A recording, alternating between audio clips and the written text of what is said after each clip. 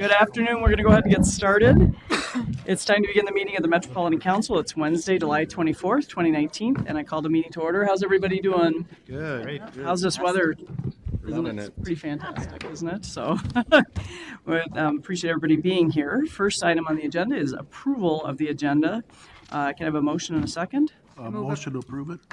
See, I never know exactly who is doing the motion, so I just say it's been moved and seconded. Approval of the agenda. Is there any discussion?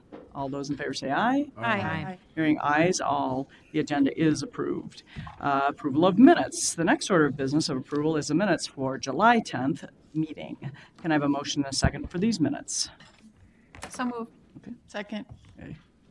Now I could try to get that one. So it was moved by Johnson and seconded by Wolf. Approval of the minutes. Is there any discussion? All those in favor say aye. Aye. Okay. Motion is adopted. Public invitation. Do we know? Okay. So nobody's here for the public invitation. And at this point, that's when members of the public would address the council on matters not on the agenda. So we don't have anybody today. Next order of business is the consent agenda. Can I have a motion and a second to approve the consent agenda? Move to approve. Second. Okay. It's been moved by Cummings and seconded by Barber, right? Johnson. Seconded by Johnson. Approval of the consent agenda. Is there any discussion? Okay. Seeing none, all those in favor say aye. Aye. Any opposed? Okay, the motion carries.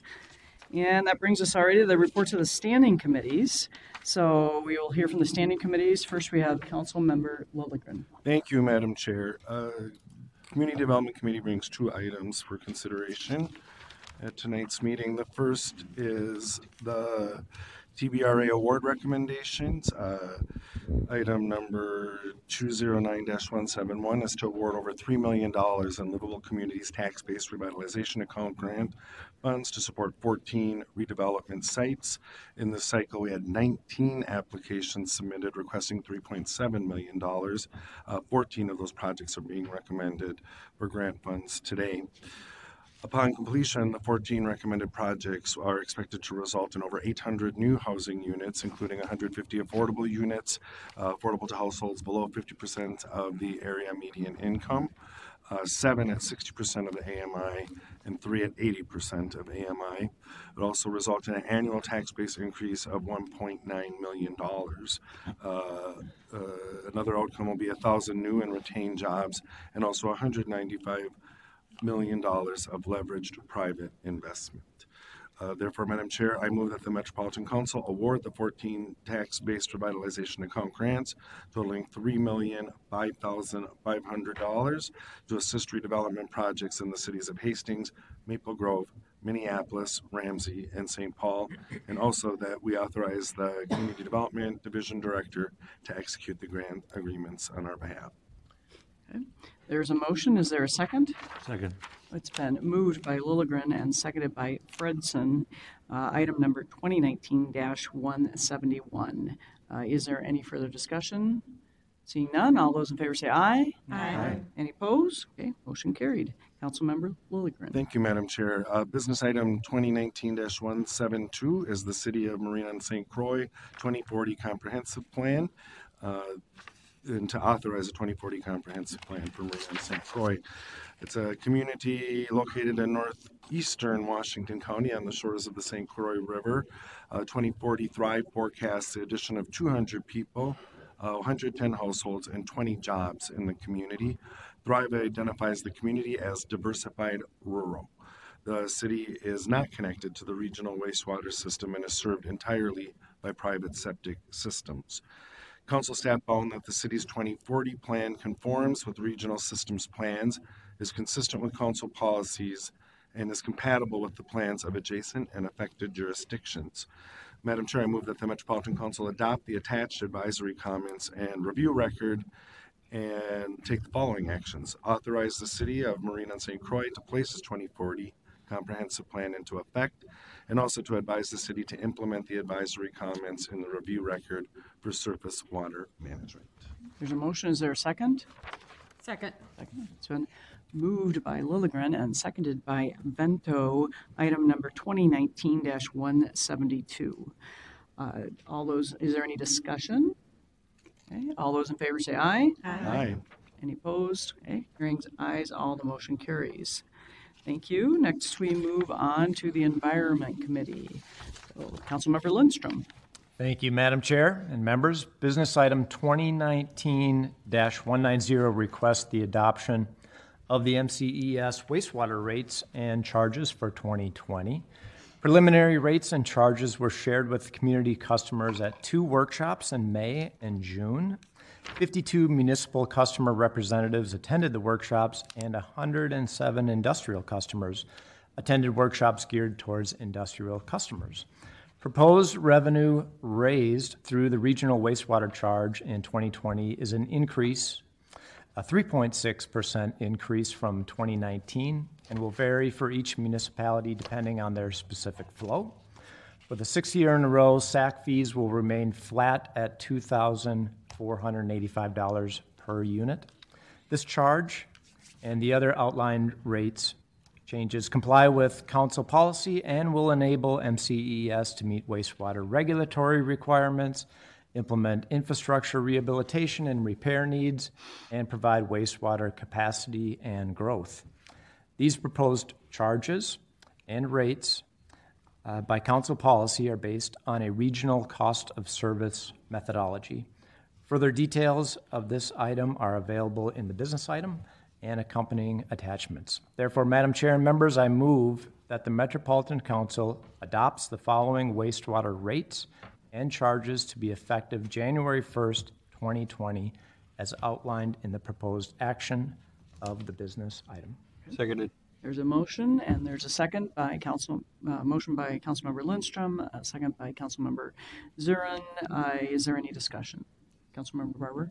Thank you, Madam Chair. I just want to compliment our ES staff on the work that they do going out with the budget workshops and early in the process, both talking about the wastewater rates and the SAC. I really think the interactive format that you've utilized in these workshops has been really, really beneficial to the communities. They get a chance to ask their questions. They get a chance to interact with the staff experts, and it's really, really appreciated. So thank you.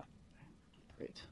I echo that. So thank you for your work, and it's very important in terms of knowing what those rates are and being able to set them and letting everybody buy in and have that conversation. Is there any other discussion? Seeing none, all those in favor say aye. Aye. Any opposed? Motion carried. Thank you. Transportation, Councilmember Barber. Madam Chair, council members, business item number 2019-184, same week, is regarding the approval of the extension of the software maintenance agreement the council has with Cubic Transportation Systems. Cubic is the company that first implemented the Go-To card system nearly 15 years ago. Today, that system accounts for nearly 60% of all Metro Transit rides and about $80 million in collected revenues.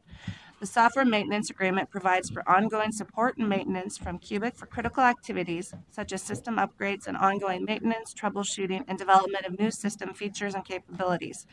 Cubic's support through the current and previous software maintenance agreements has been critical to the reliability and growth of our Go-To card system since its inception.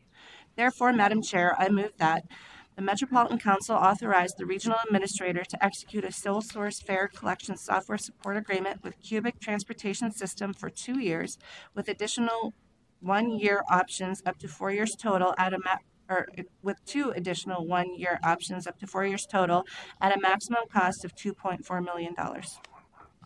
Okay, there is a motion. Is there a second? Second. Okay.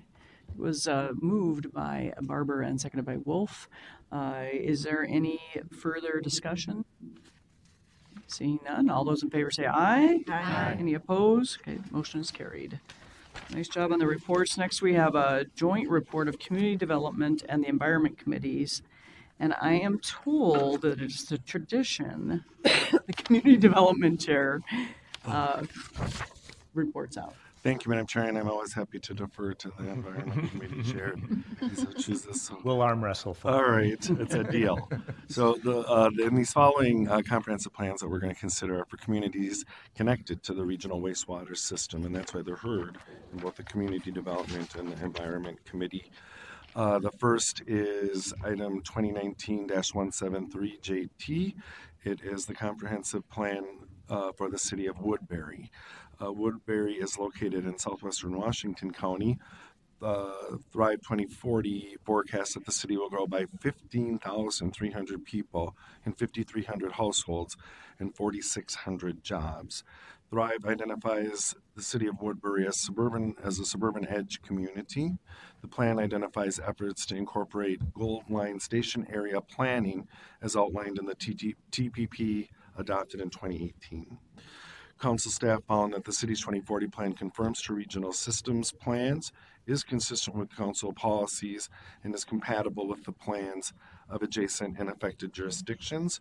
Madam Chair, I move that the Metropolitan Council adopt the attached advisory comments and review record and take the following actions. The recommendation of Community Development Committee to authorize the City of Woodbury to place its 2040 comprehensive plan into effect. The recommendation of the Environmental Committee to approve the City of Woodbury's comprehensive sewer plan component of the city's 2040 comprehensive plans, and also to require the City of Woodbury to address the comments detailed in the proposed actions in the business item prior to final plan adoption. So there is a motion. Is there a second? Second. Okay. It's been moved by Lilligren and seconded by Vento. Item number 29-173 joint. Is there any further discussion? Okay. Seeing none, all those in favor say aye. Aye. Any opposed? Okay. Motion carried. Councilmember Lilligren. Thank you, Madam Chair. Council members, business item 2019-174 JT is to authorize the 2040 comprehensive plan for the city of Minneapolis. Minneapolis is in western Hennepin County. Thrive forecast Minneapolis will grow by 4,000 people, 2,100 households, and 300 jobs between 2020 and 2040. Thrive designates the city in 3 community designations: agricultural, diversified rural, and emerging suburban edge. Council staff found that the city's 2040 plan confirms to regional systems plans and is consistent with council policies and is compatible with the plans of adjacent and affected jurisdictions. Madam Chair, I move that the Metropolitan Council adopt the attached advisory comments and review record and take the following actions. The recommendations from Community Development Committee authorizing the City of Minneapolis to place its 2040 comprehensive plan into effect and to revise the employment forecast upwards as shown in Table 1. Also, the recommendations of the Environment Committee to approve the City of Minneapolis' comprehensive plan and to require the city to address the detailed comments and proposed actions. Thank you. There's a motion. Is there a second? Second. Okay. It's been moved by Lilligren and seconded by Sterner. Item number 2019-174.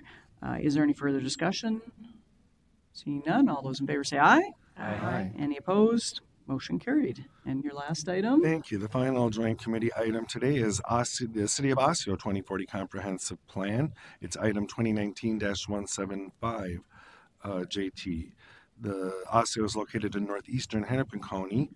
Thrive forecast growth of just 200 new households in the community through 2040 and designates the city as urban. Staff council found that the City of Osceo's 2040 plan confirms to regional systems plans, is consistent with council policies, and is compatible with the plans of adjacent and affected jurisdictions. Madam Chair, I move that the Metropolitan Council adopt the attached advisory comments and review record and take the following actions. From the CD Committee, authorize the City of Osseo to place its 2040 comprehensive plan into effect and advise the city to implement the advisory comments in the review record for forecasts. From the Environment Committee, to approve the City of Osceo's comprehensive sewer plan component of the city's 2040 comprehensive plan, and to advise the city to submit to the council as a plan amendment a copy of the city's engineer's sanitary sewer study and its capital improvement plan upon completion. There's a motion. Is there a second? Second. Okay. There's a motion by Lilligren and second by Chambliss for item number 2019-175 joint. Is there any further discussion? All those in favor say aye. Aye. Any opposed? Motion carries. So good job. I mean, I don't know if is it tradition or do we start a tradition if it's in your district that you second because it's your comprehensive plan? Or even move If you're We're kind of in the mood, I guess, and here and all those kinds of things. But I think that's a good thing, right, for all of you and those kinds of things. So Good. Okay, now that already brings us to other business, and we have two information items today. We have the population estimates, which is going to be by Matt Schroeder, and then we have an information item, Minnehaha Park Area Regional Sewer Improvements Project. Council members, I just wanted to tell you that I thought our long-range planning meeting we had last week when we got together was very good, and that we're doing some follow-up to figure out what the next steps are. So thank you, and then we're maybe going to try to do another one in September and make sure everybody can be there that time. So with that, welcome to the Metropolitan Council. If you would like to proceed with the presentation. Thank you, Madam Chair and council members. I am Matt Schroeder here from Community Development's Research Unit to give you an overview of our 2018 population estimates. And you may be wondering why I tacked on "Who Need Housing" to that title. This is kind of a nod to the title of a presentation that the Community Development Committee heard in early June. That was, we still need more housing. But here we're highlighting that because our population growth has consequences for the region's housing market. So today, I will get the keyboard. Ah, That's kind of been a consistent thing lately. is it all working the way it's supposed to be working? Oh, there we go. There. So today I'll give you a background on the estimates process, what these things are, where they come from, since most of you are new to the council and may be wondering about that. I'll talk about the 2018 estimates in particular, and then get into, as I said, the implications for the housing market. Okay, I think maybe I will stand and hope that that makes a difference. Whatever works for you, we're happy with that.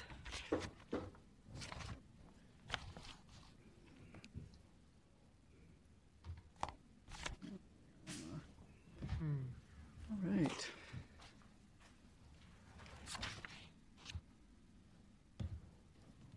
It's getting closer. Okay. We've got that on our PowerPoint too, so. Oh, it did. Well, estimates background, so that. Yeah. Yeah. So I will keep seeing if this works, and If you say advance, Greg will advance it from the background, so when you're ready, yeah. okay, thank you. Thank you, Linnea. It's okay. Remember. Problem solver. fingerprints and- Yay, that will help. Strengths finder, thank you. Yeah. Thank you, Councilmember Allison Breton. So advance, please. I will start by clearing up a critical distinction that is really, really frequently confused, which is that estimates are different from forecasts. The forecasts you've just talked about in brief in comprehensive plan updates, looking ahead to future decades in this planning cycle 2040. The estimates, though, we're looking back to the recent past. And so this is really looking in that rearview mirror to talk about recent conditions. Advance. We produce a lot of different kinds of estimates, and I guess our whole estimates program can be summarized in these kind of two flavors. We produce population estimates, so the numbers of housing units, households, and population. And we also produce housing affordability estimates, where we break those estimates down into by tenure and by household income relative to area median income, or AMI, and then also housing units relative to AMI. Advance. We do these for different geographic areas as well. So kind of the core of this, I guess, is our cities and townships. But then we also break those down into other areas, smaller areas, census tracts, transportation analysis zones, station areas, and other geographies too. So all of these are designed to fit together and so that everything adds up to the same totals. And collectively, they fill a pretty big niche, a pretty big gap in our region's data infrastructure that helps us serve the region and governments and organizations and all stakeholders better. Advance. To better understand the estimates, it helps to understand the difference across different data products. So the decennial census, advance, is a complete count of people performed every 10 years by the Census Bureau. So I'm sure you've all heard about the 2020 census coming up next year. The goal of this is really, in addition to count the people, to get a very limited set of characteristics about them. Advance. The American Community Survey, though, which is also published by the Census Bureau, is based on a sample of people. It's carried out every year, and it It's meant to fill in some gaps in the decennial census by getting a lot of information about households and people. Advance. And then estimates are where they kind of combine some features of the census and the ACS. So they're carried out every year like the ACS, but like the census, we're really only going for the total amount of people or housing units and looking only at limited characteristics. Well, with the exception of the housing affordability estimates, which I mentioned before. I'll be talking mostly about the population estimates for cities and townships today with some other contributions from those other products too. So again, we're just we're using the best available data that we can to take our best guess at what the population is in every city and township. Advance. We do this for April 1st of the previous year. So this year in 2019, we're producing estimates for April 1st of 2018. We've been performing these since the formation of the council all the way back in 1967, and this is actually now established in state law. This is our responsibility to do. Advance. State law directs us to produce population estimates for the whole 7-county region. The State Demographic Center is the agency that produces estimates for greater Minnesota, so outside the 7-county region. And then local governments have their own role to play.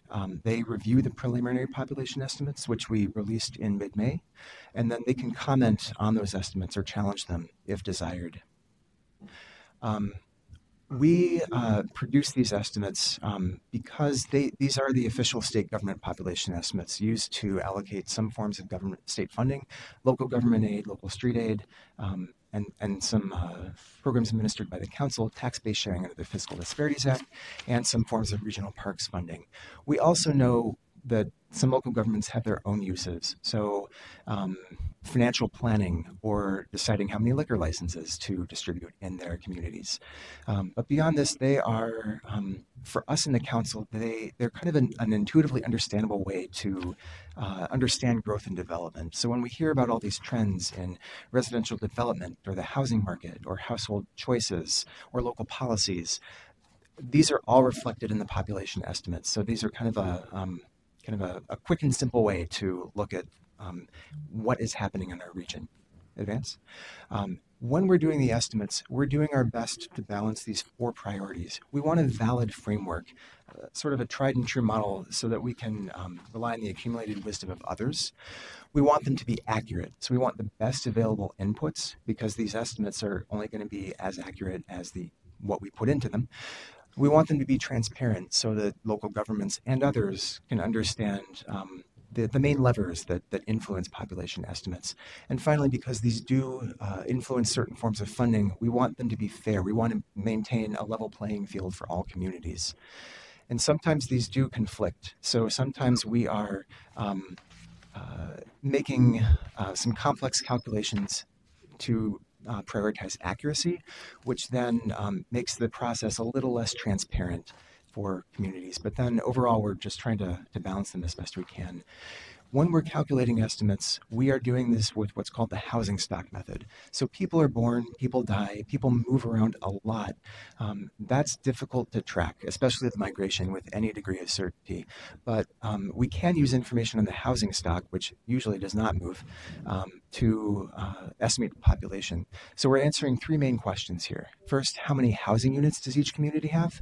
Second, how many households live in these housing units? And third, how many people live in these households? So to give you a sense of where these come from, to talk about that first question first, how many housing units? Advance. We're starting with the housing units in 2010, drawn from the 2010 census. Advance. We're taking the changes to the housing stock since 2010, which we gather from our building permit survey. Every year we survey local governments to find out what kinds of building permits they've been issuing. And so that helps us get a really precise view of the housing stock.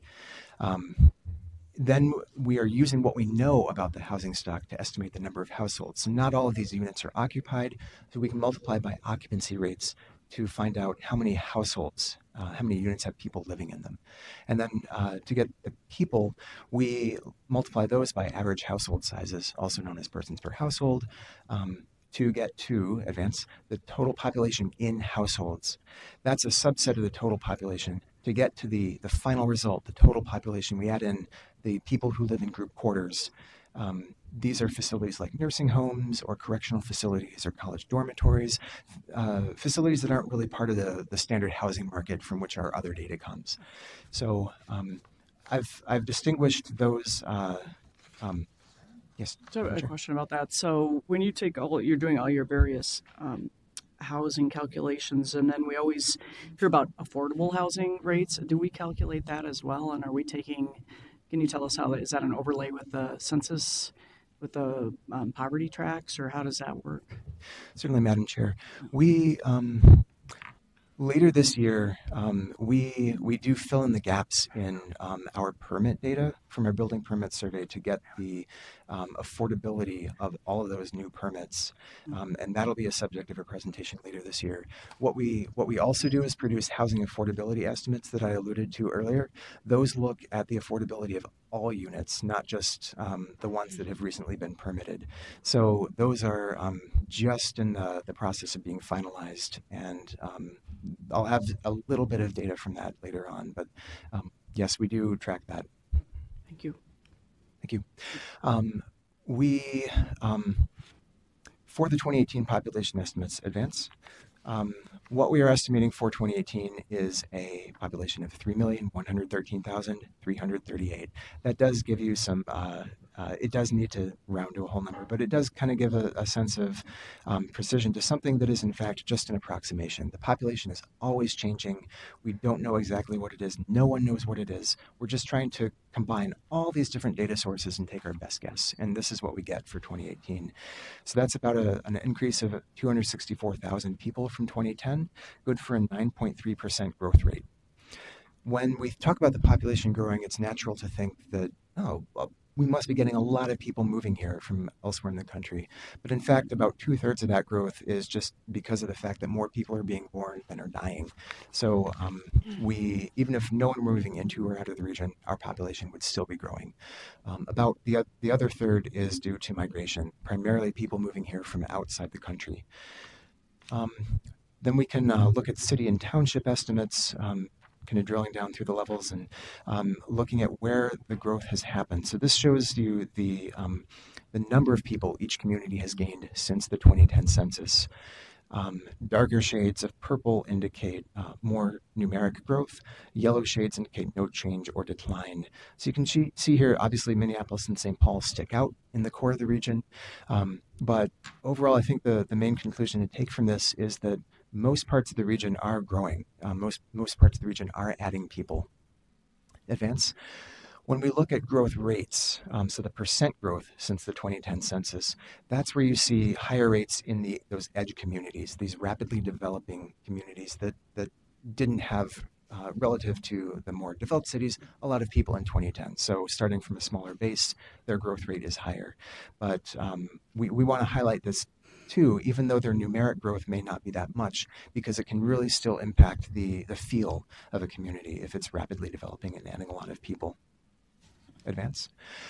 And then again, drilling down into here, transportation analysis zones. We can look at different areas within cities to show that even though when we show maps of those cities and townships, it's natural as well to think that the city as a whole is growing, that all parts of cities are adding people. And in fact, in Minneapolis and St. Paul, most parts of these two cities have added population since 2010. It is, of course, concentrated in the two downtown areas and along those two transit lines, the green line and the blue line, primarily. Advance. When we look at the suburban edge cities, Maple Grove, Plymouth, and Lakeville, it's kind of a different pattern of population growth, where some areas are growing by a lot, others aren't adding that many people, or are maybe have declined slightly as they get empty nester households. So in the suburban edge communities, the growth tends to be more concentrated in certain pockets of the city. Advance. Getting to kind of the key here, we've talked about, the Community Development Committee heard a presentation, as I mentioned, in early June, talking about trends in residential development.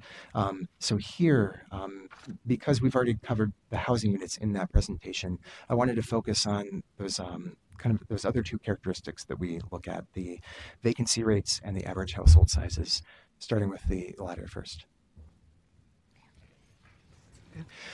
Question, Councilmember Atlas Ingebrigtsen.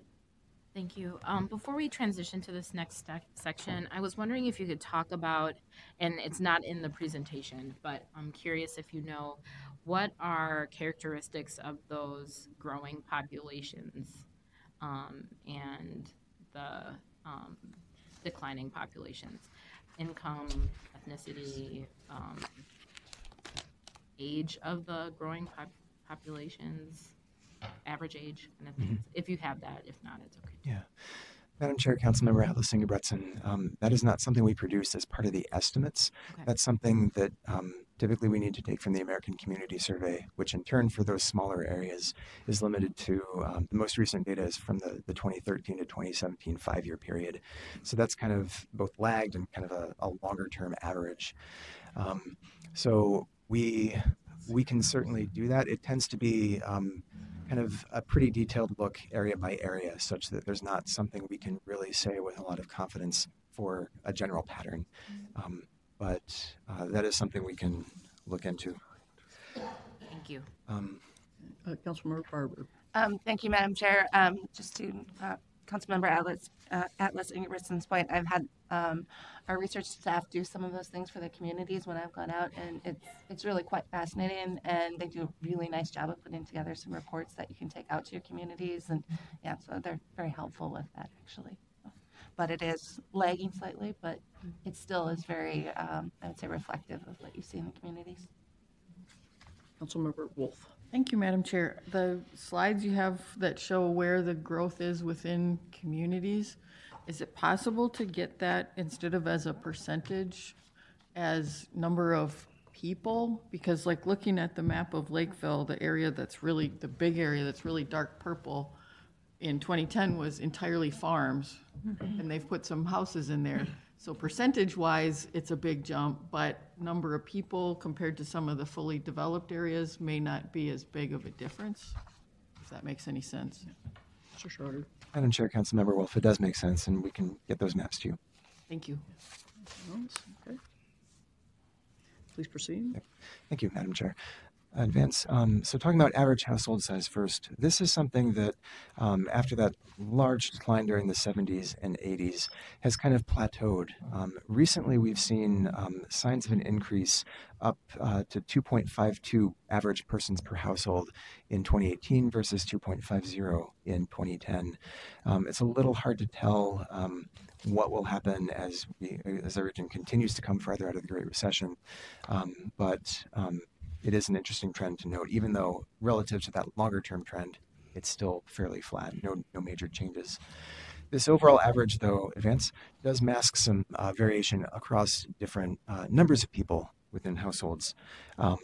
So this chart shows the size of households. So starting with 1-person households on the bottom, up through 2 and up to 6 or more people at the top. And what we've seen is that the share of smaller households, those 1 or 2-person households, has increased over time, Advance, and the share of those in the middle range, the 3 to 4 person households, has declined. So even though our whole average household size is holding fairly steady, we are seeing a shift to smaller households, one that, as we pointed out in many presentations and documents over the past several years, is affecting the housing market as our demand shifts to smaller units. Looking at vacancy rates then, kind of the main subject of the rest of the presentation, these, as I'm sure we all know, have been dropping since 2010. In the 2010 census, the vacancy rate was at 5.83%. Our current estimates show a vacancy rate of about 3.85%, so a drop of 2 percentage points since 2010. Councilmember Ferguson. So when we do the calculation, do we assume the same household size in all the communities in the region, or do we look at sort of different demographics and household sizes that, so Minneapolis might have larger household sizes, let's say, than Victoria, for example, or something like that? Madam Chair, Councilmember Ferguson, thanks for the opportunity to clarify. We're using estimates of average household sizes and vacancy rates that are different for each community and for each housing type within each community. Because we don't have very, very good data on the population, we don't have very good data at the city or township level on the proportion of the population that is members of different racial or ethnic groups. So that's not something that we typically rely on for the entire estimates process. But yes, they do reflect the fact that I don't know the numbers off the top of my head, but that Victoria would probably have a larger average household size than Minneapolis, and that within Minneapolis, single-family detached homes would probably have a larger average household size than multifamily housing.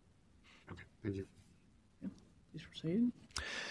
And I'm sorry, the bottom of that chart should read 2018 council estimate. What this amounts to is that we have 20,600 fewer vacant units now than we did in 2010. And at the same time, of course, we've added a lot of households. So this is a pretty big shortfall advance.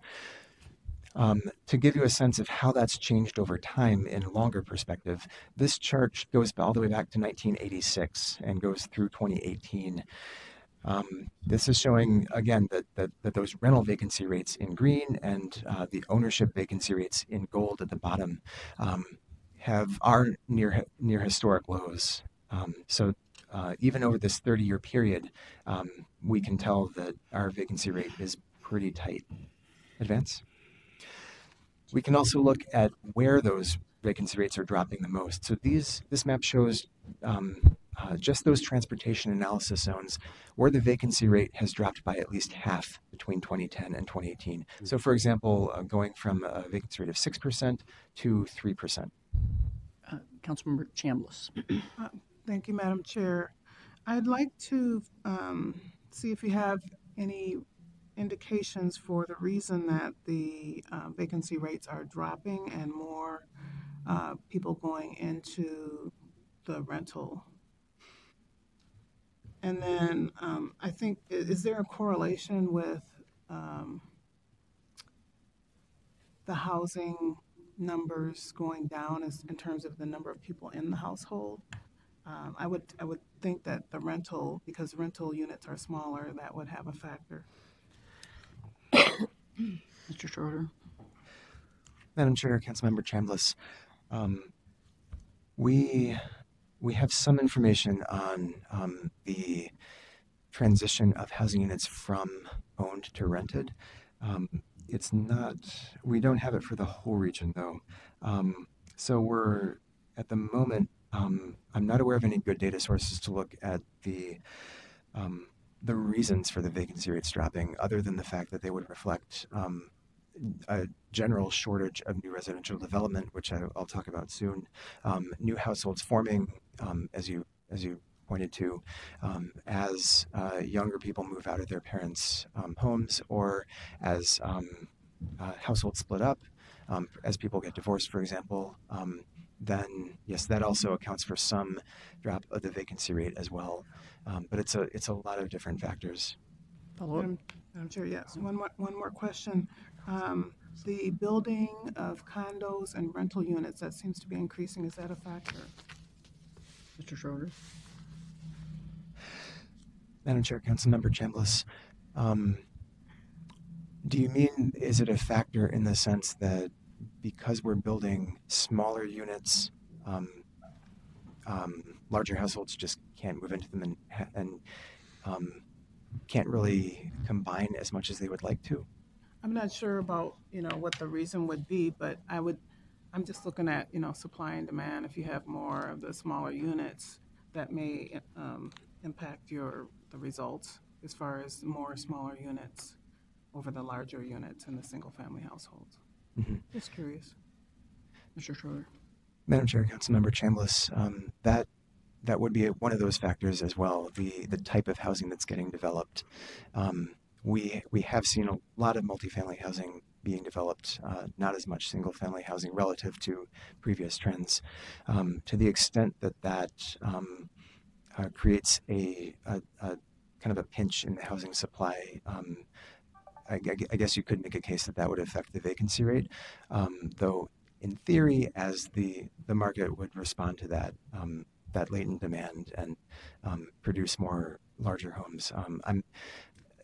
I'm feeling like this maybe goes a little bit outside my expertise, but it would reflect a combination of trends, and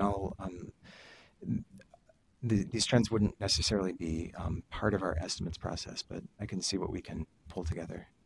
Okay, thank you. I appreciate it. Good. Councilmember Muse. Thanks, Madam Chair. Is there a way to know renters' demographics? Who's renting? Are more people of color renting, or they're homeless? Just want to do that.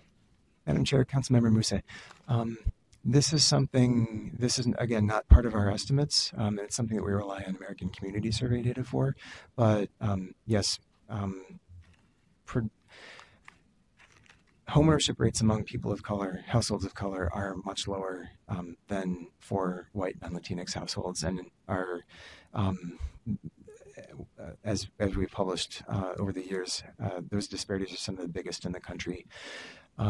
As far as the pool of renters, looking at the demographic composition of those, that's not something that I have at the top of my head, but I can, again, look that up. Advance.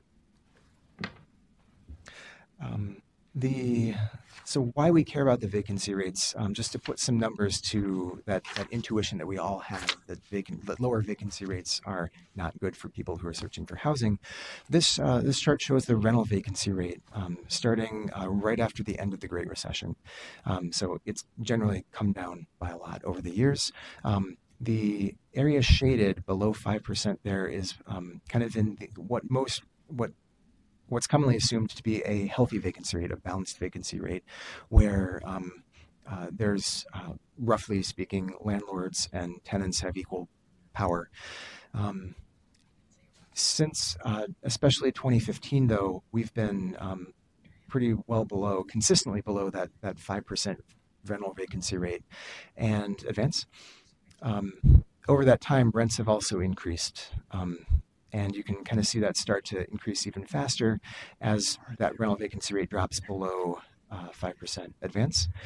This is easier to see when we look at the trend in inflation. So if rents had just grown at inflation, advance, the average asking rent now is about $175 higher than if rents had just risen solely at the pace of inflation.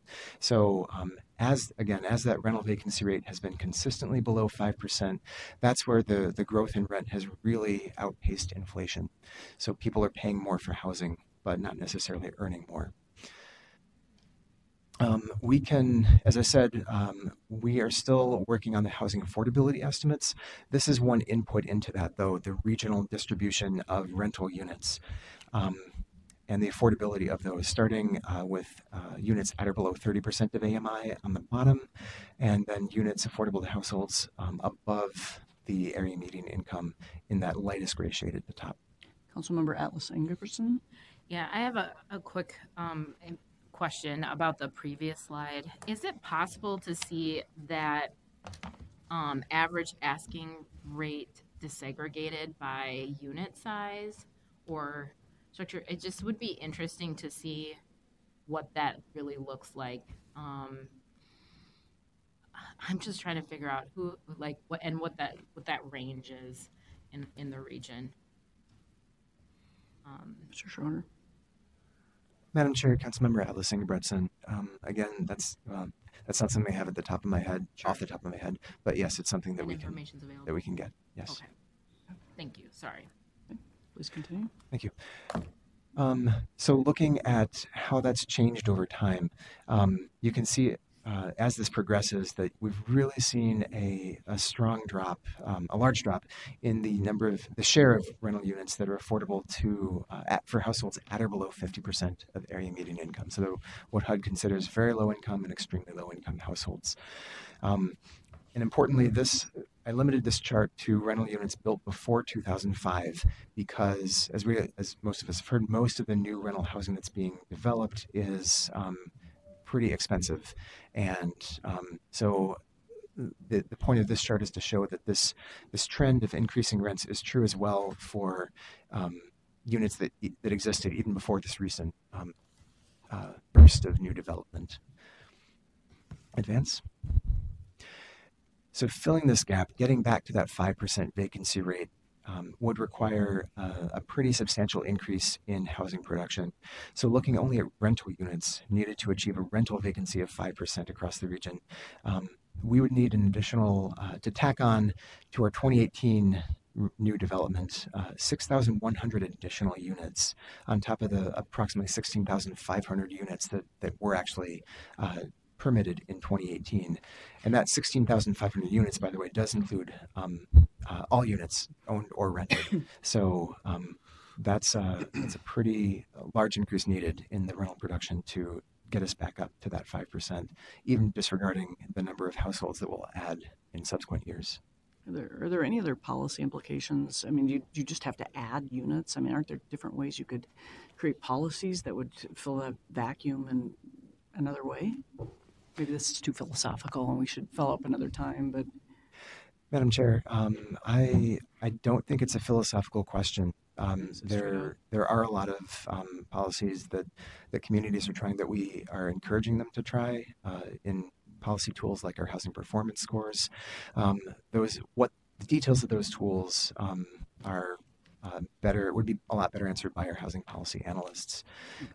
So I'll see if there's a quick reference that we can pass along. It's just, I'm sure you all hear like I do, like, oh, you just got to do 65 more units. And for all of us, it's like, what? We're not developers, and so how, maybe, yes, how we get adequate answer to move towards an answer that might not be just straight out, but that would be helpful. Councilmember Johnson. Were there others ahead of me? Councilmember Vento. Madam Chair, I'm also curious as to, and this may not fit in with Mr. Schroeder's presentation, but I'm also interested in learning more about incentives for closing that gap and what we as a council or counties or cities can do, or the state of Minnesota can do to create incentives for developers to want to help do that in an affordable way for our residents. Great idea. I think that, I know the regional council mayors has looked at that quite a bit and how to help cities in particular. Mr. Schroeder, do you have a response to that, or? Madam Chair and Councilmember Vento, this is kind of the shortcoming of drafts like this. They're meant only to give a sense of the scale that's needed to reduce, with completely ignoring all the complexity that would be necessary and all the ways that would change the housing market in response. Now we have the leader of the community development, Ms. Barajas. We like to provide you as much information as you can have in order to have these policy discussions in the future. So certainly you will be seeing some of these as we discuss, for example, some of the pressures we have on our housing choice vouchers and placing people into units and giving them choices. So this is meant to help inform those policy discussions in the future. Certainly how we incent more development in the region. There are things that are within the council's purview, the things we do around coordinated planning and ensuring that we have wastewater infrastructure availability and some of those pieces to make land available. And then there are things that cities have control over on the infrastructure side and on the incentive side, but we can provide more detailed information on it in the future. And I know folks who have local elected experience are familiar with all those pieces as well, but there are a number of different elements and certainly pieces that we provide as incentives really are related to our livable communities funding, especially on things like tax-based revitalization account, which you just had awards on today, that help bring land back on the tax rolls and make that available for development. Thank you. Councilmember Vento, did you have a follow-up? Well, Madam Chair, this is probably the result of spending 4 hours, almost 4 hours this morning with the TAB and council workshop on transit. And some of that's kind of still rattling around in my head, but I would think that one of those tools is going to be for cities and counties to know what the transit options are going to be for these new residents. And I think it just kind of amplifies even more the governor's desire to get a more robust transit system statewide, but certainly in the metro area, so. Yeah, very good point. And I think we're all still learning, right? There's a lot of things happening out there. I think we have Councilmember Atlas Ingebrigtsen, Councilmember Johnson, Councilmember Cummings, and Councilmember Wolf. One thing I'm wondering is, again, I apologize for the slide above this one, is when we look at affordable housing issues too, affordable housing is at 60% of AMI.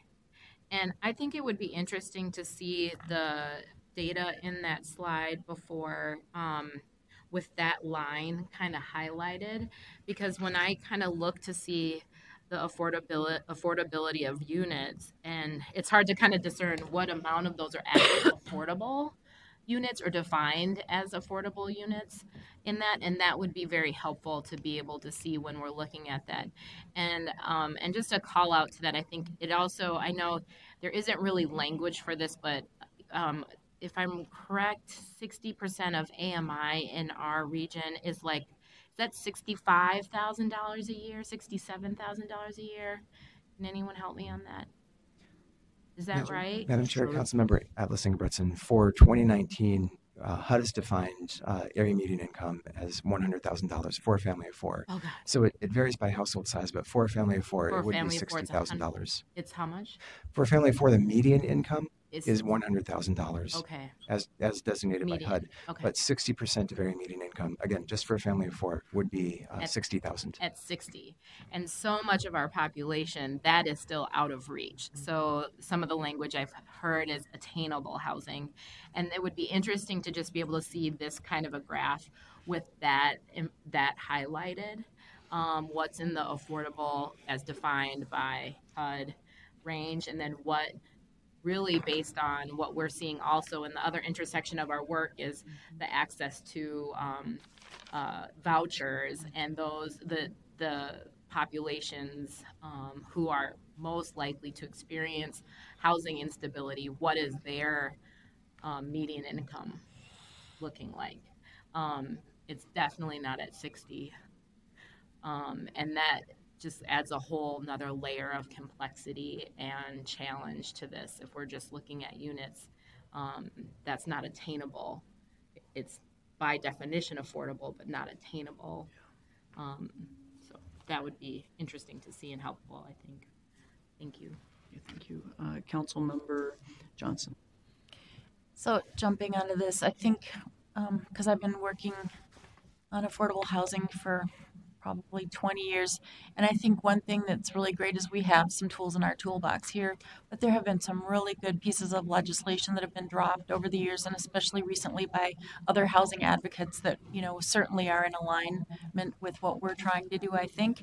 And so as each of us keep an eye on this, you know, I, for one, am, you know, as an individual and making sure it aligns with everything we're doing here, really want to help push those other efforts, tax credits at the state. I know I think we got some of that passed last session. But anyway, you know, making sure that as we align with other partners so that we can share in the lift, I think that's really important. And I would say to the comment too about, you know, access to this housing and is it really affordable even if it's at 60% of AMI, and then add to it the barriers that people, you know, can't get through the system to even, you know, get approved for a unit. And I know the city of Minneapolis is discussing that topic right now, and it's being hotly debated. I understand all sides of that issue. So I think, you know, it's great to hear everybody, you know, leaning into this, and it's going to be exciting to see what we can really do to push. But there are partners out there that we can lend our voice to, I think, when it's appropriate, so that the legislature understands that it's a system of organizations, public, private, nonprofit, coming together around this. The visibility, of course, has been heightened. People really are seeing it, right? And we want people to come to this region too, in addition to our slowly growing birth rate, and affordability matters. So I'm excited to see what we can be doing as we all mature into our roles here.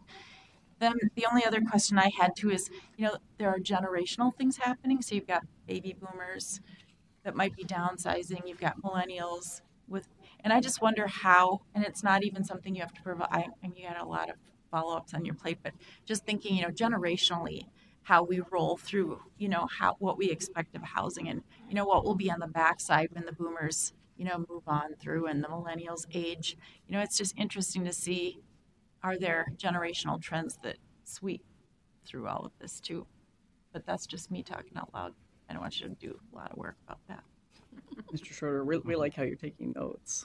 Yeah, but As best as I can, Madam Chair. yeah, thank you. So, things to think about, really. I mean, especially for the Metropolitan Council, these are big issues.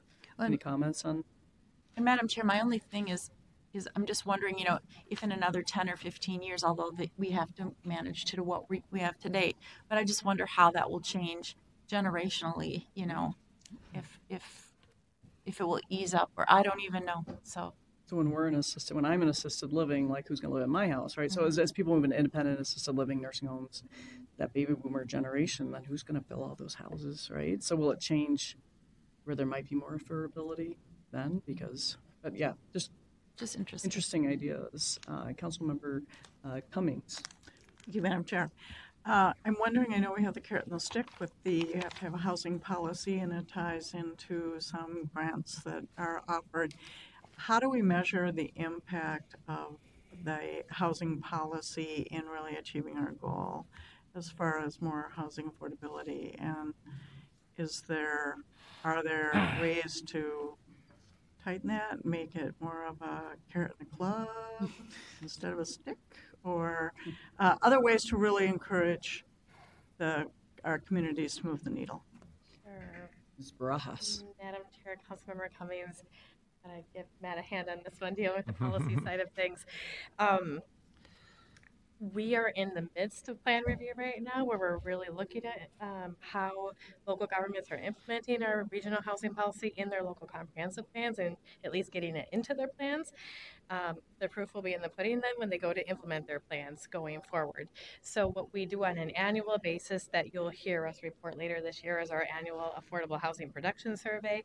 And we're not just looking at what communities are actually producing, but what are all the things that they're doing to support affordable housing in their community. Are they providing different incentives? Are they different programs? Are they maintaining rental licensing programs? Stuff like that. So we can see, because we've been doing this annual survey on production and what cities are doing around that hopefully over time that we'll see that change. So we'll have that annual piece that results in the housing performance scores, and that is more of that incentive that helps communities get dollars and keep more for dollars in some cases. We don't have a lot of clubs around housing policy. It's not a system, not like wastewater or regional parks. So that is something that recognizing that we're relying on a lot of private developers and nonprofit developers to step up and fill those gaps, of figuring out how we pull those pieces together, how we use all of the tools that are in our toolbox today. And there's a lot in this state for local governments to take advantage of.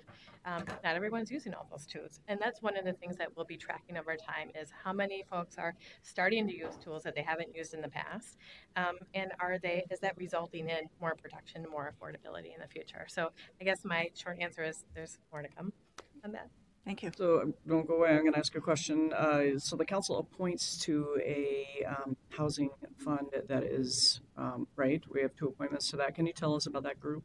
Madam Chair, council members, the council has the ability to appoint up to 4 members to the Family Housing Fund, which is another nonprofit organization in the metro area that works in and around housing policy, and primarily was initially formed to serve Minneapolis-St. Paul area, but over time it was, I think, formed by McKnight through philanthropic donation from McKnight Foundation to really address housing affordability in the core cities, and since has expanded to metro area.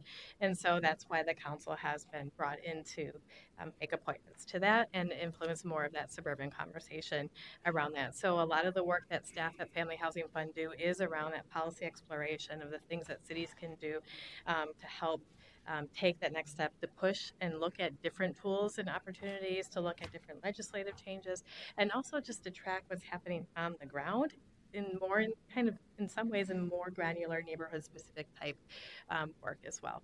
So another partner that's out there that we also work with. So we have 2 of the appointments are full, and are there still 2 pending? Or were they full? Chair, I'd have to follow up with you. I think we have all 4 of ours. Okay, I'll follow it in. So I just want to say, Councilmember Cummings is one of those. And so, and then the mayor of Rosemont, Mayor Drosty is also one of those. So as you all have opportunities to do different things with the Met Council, that's just one more. So I thought I'd mention that. So thank you. And maybe Molly will be our expert on housing. We'll see. Oh, yeah. Once you attend a few meetings, right, and get more, it takes a while. Councilmember Wolf and then Gonzalez. Thank you, Madam Chair. Having been here through some tumultuous times in the economy, I observed that sometimes just choices that people are making as a result of the economy can have a much bigger effect on housing availability than any programs or anything like that we do. I mean, for example,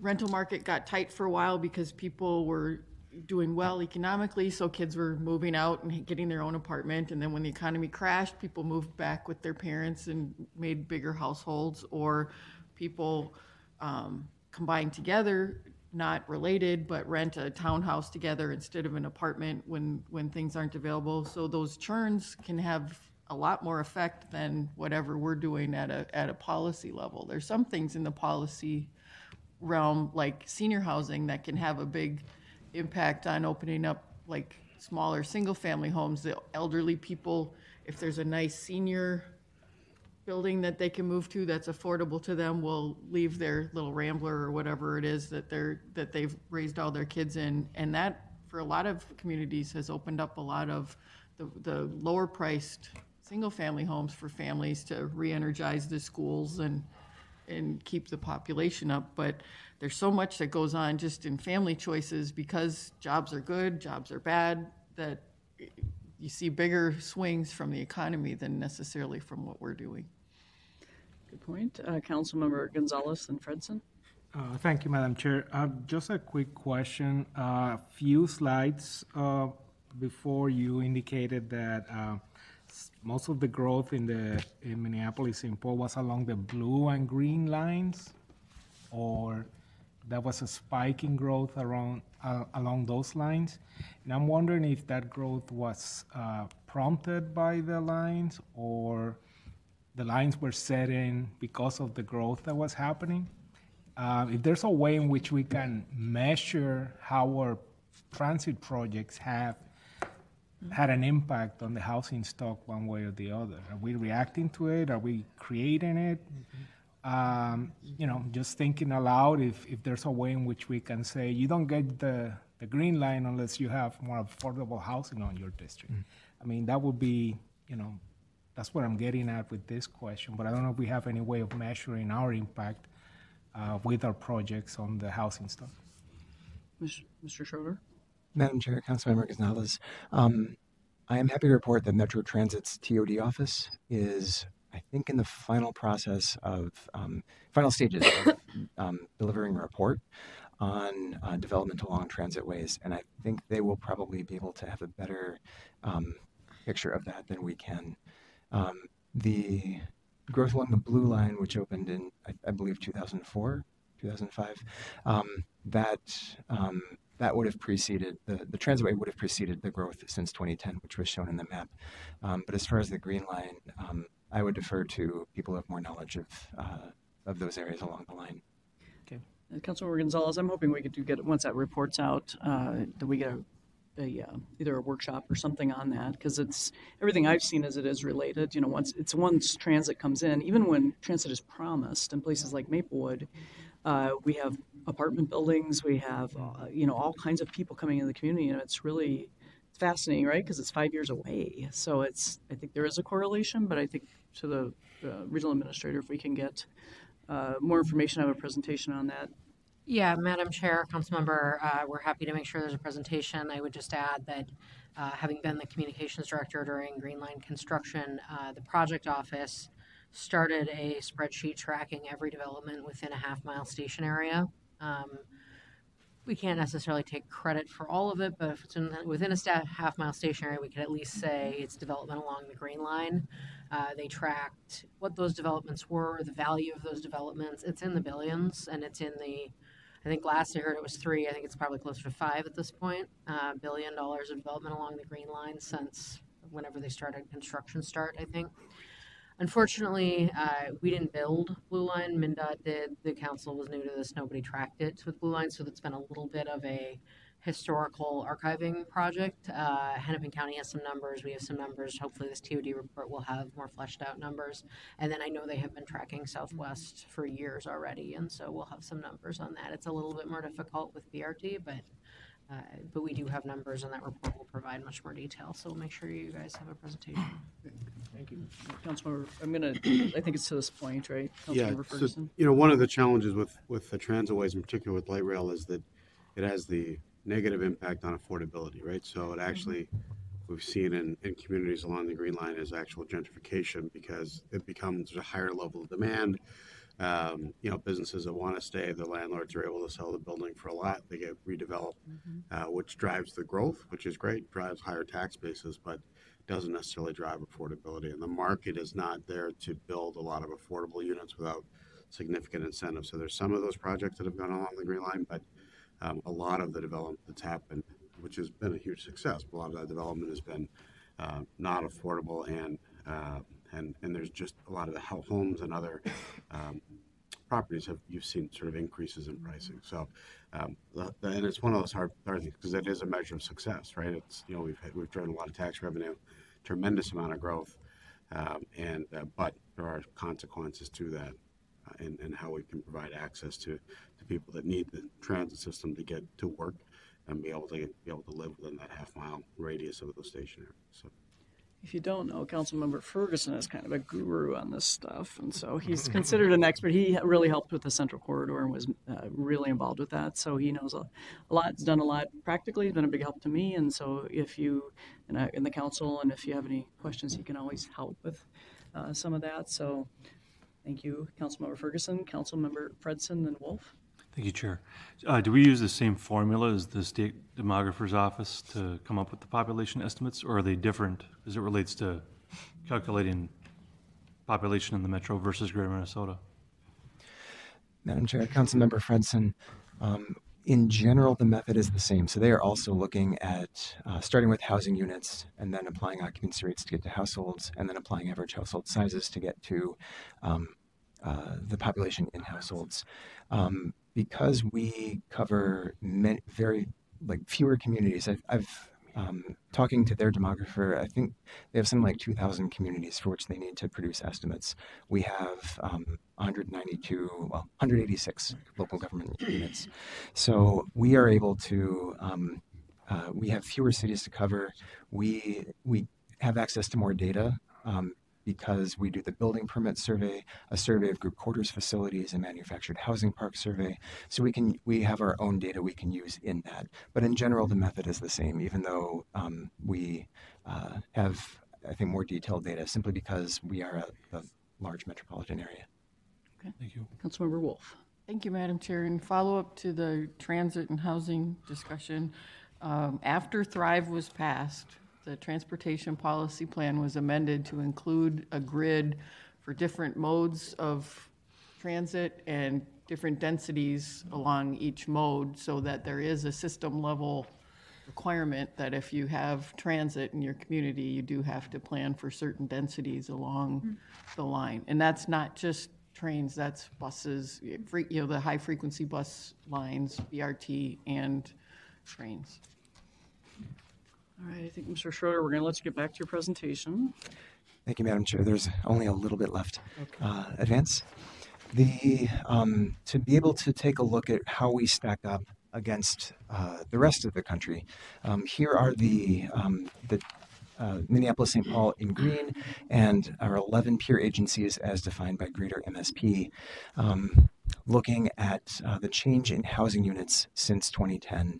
So Austin is all the way up there on the top with almost 21% housing unit growth since 2010. Chicago is on the bottom with 1.6% housing unit growth. We are at about 5.3%. These are, by the way, the Census Bureau's estimates, not ours. So just to be able to get a better comparison across the country, we're using the Census Bureau's estimates.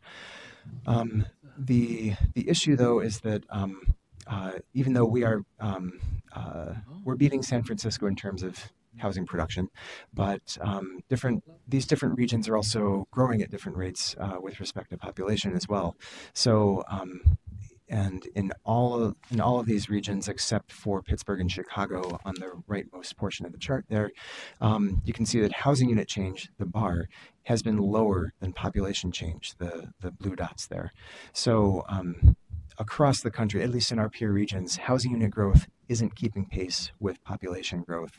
So the fact that our vacancy rate has been dropping, the fact that our region's housing market is increasingly tight, the fact that we're not producing enough new housing to keep up with growth is a national phenomenon. It's not just us. We can divide these though to get a. Councilmember Johnson. Sorry. Oh, well, if you're still on the slide, I'll wait, but I have a question about the slide, so.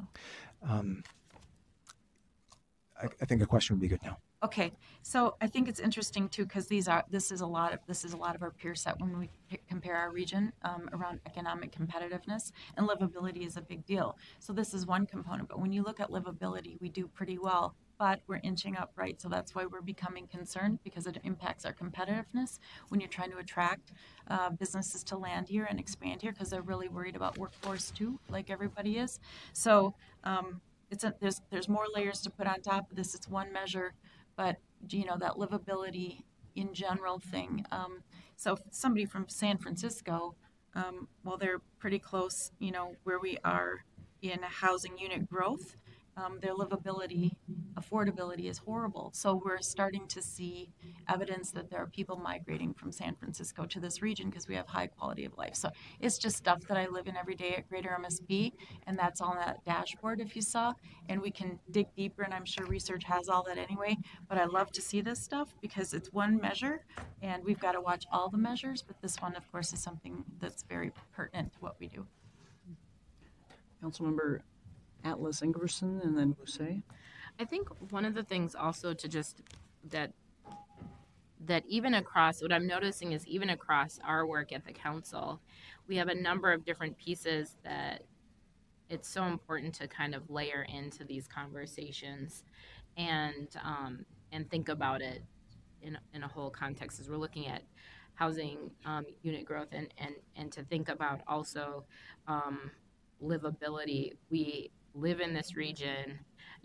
One of the tools that I use quite a bit in my work is the council's visualizing disparities. It's a completely different experience based on your ethnic background in our community. And so when you shared that, it made me think of, we have people reaching out because they can't retain people from diverse backgrounds who are recruited to come here for those companies because there's other aspects in livability that aren't working for them.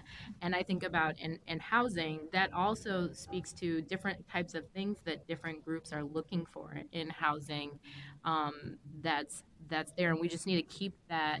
So that's when I ask about that broader understanding of the demographics and the characteristics, things I'm thinking about is ethnic values around intergenerational households. For example, that where in some families, it's personal choice, it's ethnicity sometimes, maybe it's even religiously informed as well. As someone ages, it's okay and great to go to one of those wonderful retirement kind of communities I wish I could live in because they have all kinds of amenities and are usually in great places and look wonderful. But in a lot of groups, that's not the appropriate thing to do. You move in with family, and that happens probably more frequently in certain communities than it does in others, where it's a standard that that's what occurs. And so I think that's just something to think about, especially as one of the things I was trying to work towards is our growing population is not the same as the aging and the largest population in our state. It's more diverse. It's coming from these communities where the size of family is much larger. The cultural values around having intergenerational, multi-generational homes or aging parents and grandparents, sometimes 3 generations living within a household together, is the norm, is a cultural value. And while so just I think that's part of the thing that I think of. I think about my colleague here, Muse, who's often talking about, are there 3 and 4 bedroom units? Right? because that's something that is so hard to find, but is a requirement for communities.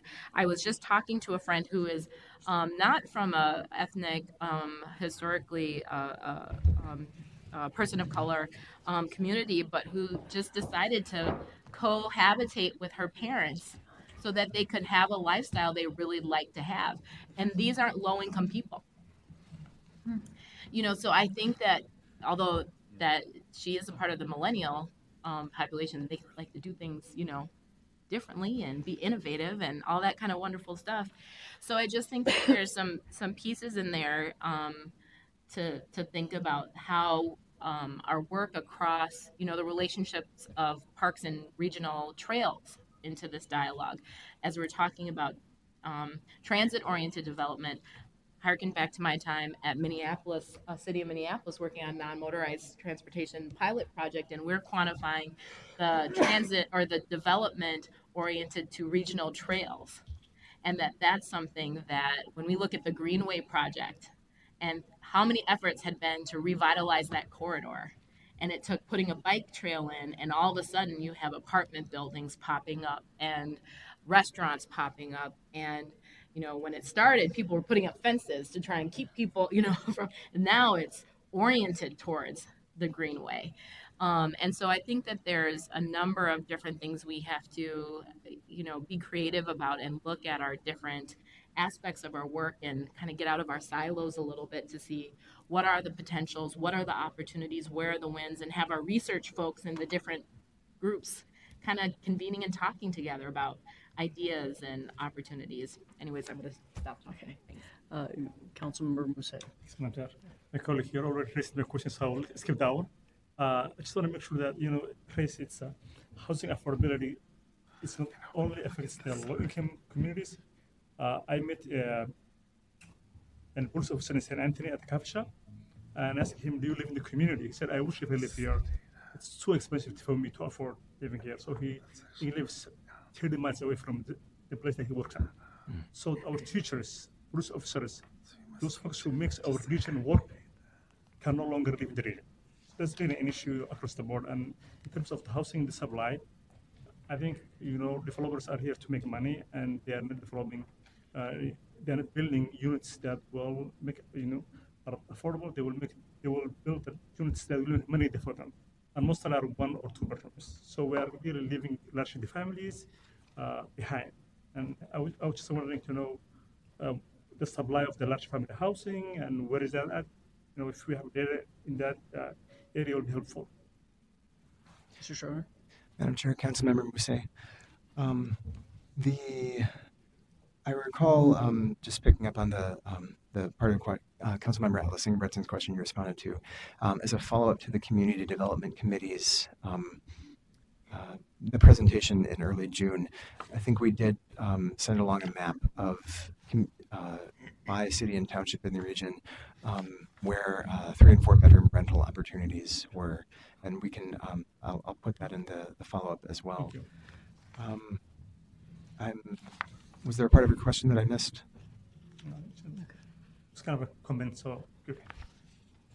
Thank you. Thank you.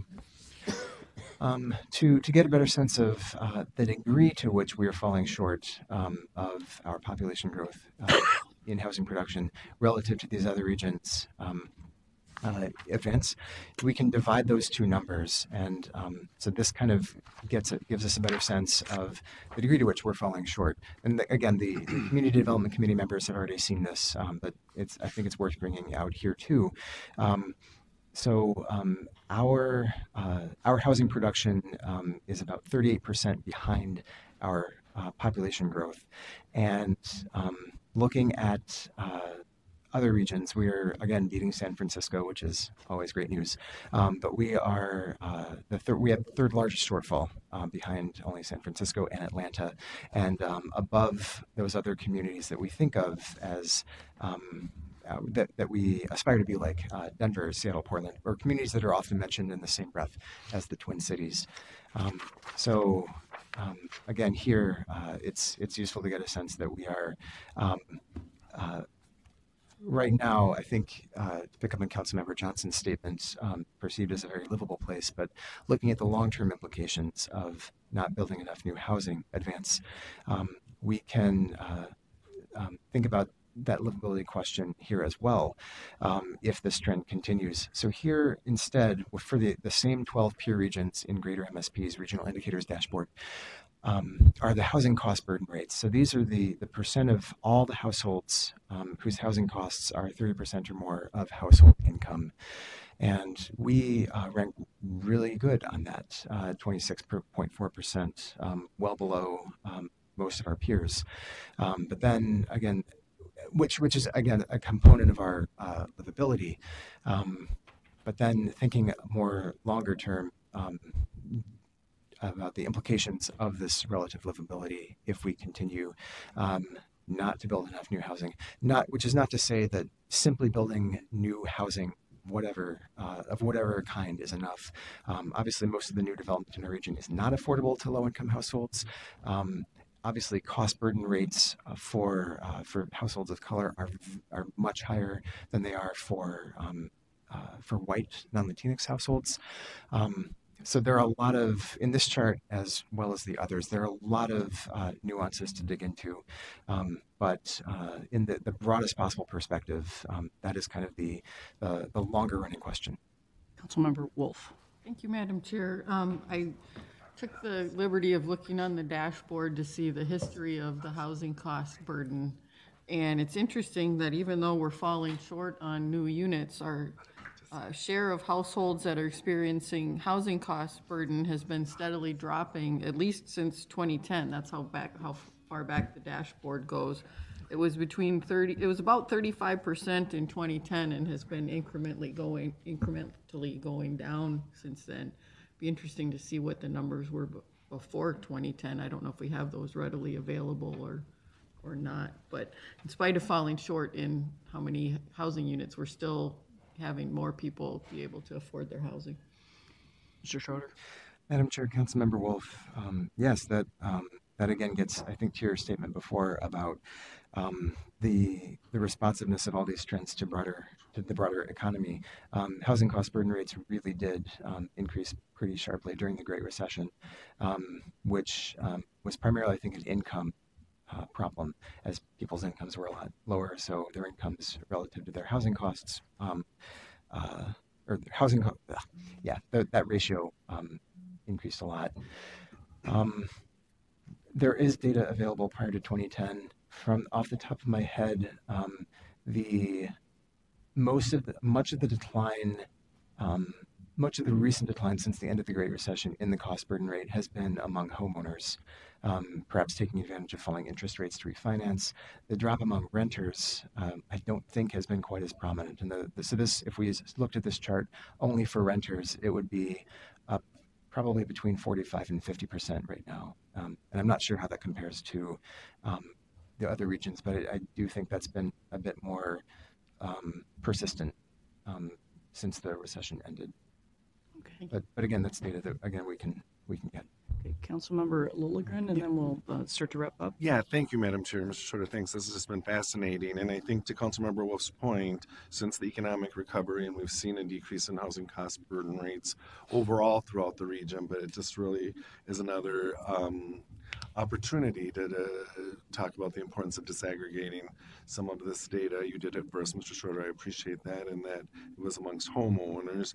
And Mr. Schroeder, perhaps you can correct me if I'm wrong, but if I'm not mistaken, housing cost burden rates have actually been rising for some communities as they've been decreasing overall. And that those are renters and which are in communities of color, indigenous communities. Those numbers aren't going down. Is that correct, or am I mistaken? Mr. Schroeder. Madam Chair, Councilmember Lilligren, I don't know off the top of my head whether they are still rising, but again, that's data that we can pull pretty easily. Thank you. Thank you, Madam Chair. Okay, thank you. Mr. Schroeder. Advance to basically the end, the summary slide. Just the key points, we're continuing to add people at a pretty good clip in the region. Our households on average are smaller households are more common than they used to be. But again, as we just saw, we're not adding enough housing to keep up with population growth. And again, I don't want to make the claim that adding new housing of whatever kind is sufficient to take care of our housing crisis, but it is certainly a piece of the puzzle. So at least in the broad perspective, just the overall totals, not disaggregating a whole lot, as we tend to do in other presentations, this is kind of the big picture, the biggest possible picture that our region is facing right now. Okay, thank you. And I think there's lots of follow-up, and I think probably more discussions to be had. And we appreciate you being here. This was supposed to be our short meeting, which is fine, but we're headed towards a longer meeting. So thank you. We'll go with our next presenter, which is on the Minnehaha Regional Mini Park Area Regional Sewer Improvements Project Regulator R04 and 1 Min 344 Tunnel Rehabilitation, presented by Janine Clancy and Chad Davison. Welcome, Janine and Chad. And I think one of the reasons we're having this presentation, I really wanted to have it soon, is because this is a popular area, right? And this is happening now. That's correct, Madam Chair, members of the council. This project was awarded by the council in June of 2019. It affects two major tunnels in the south part of Minneapolis that were constructed in 1935. Both are in need of renewal. And as you all probably know, when we renew our wastewater system, oftentimes it's the above ground impacts that are caused by temporary conveyance systems that really cause a disturbance to the community. So we wanted to go through that with you. It's about a $18.5 million construction project. So if you could advance the slide. The next slide always talks about who we are and what we do. And of course, our work protects public health, the environment, and fosters the economic growth of the region. We manage a wastewater system that is $7 billion in value. We have a capital program of about $150 million a year. Advance. This is the project area that we're talking about. The project is located along the north side of East Minnehaha Parkway, and the tunnel is located under Minnehaha Creek, Hiawatha Avenue, and the Metro Blue Line light rail corridor. I'd like you to just reference on this map. It shows a red circle at the end at the bottom of the slide, and it's noted as Coldwater Spring. It's about 1.2 miles away from the project site. And I'll go into that a little bit further. Advance. And this is just a close-up of the assets itself, where we're rehabilitating existing tunnels, working on some maintenance access holes, and then also working around stormwater tunnels that are in the area. Advance, please.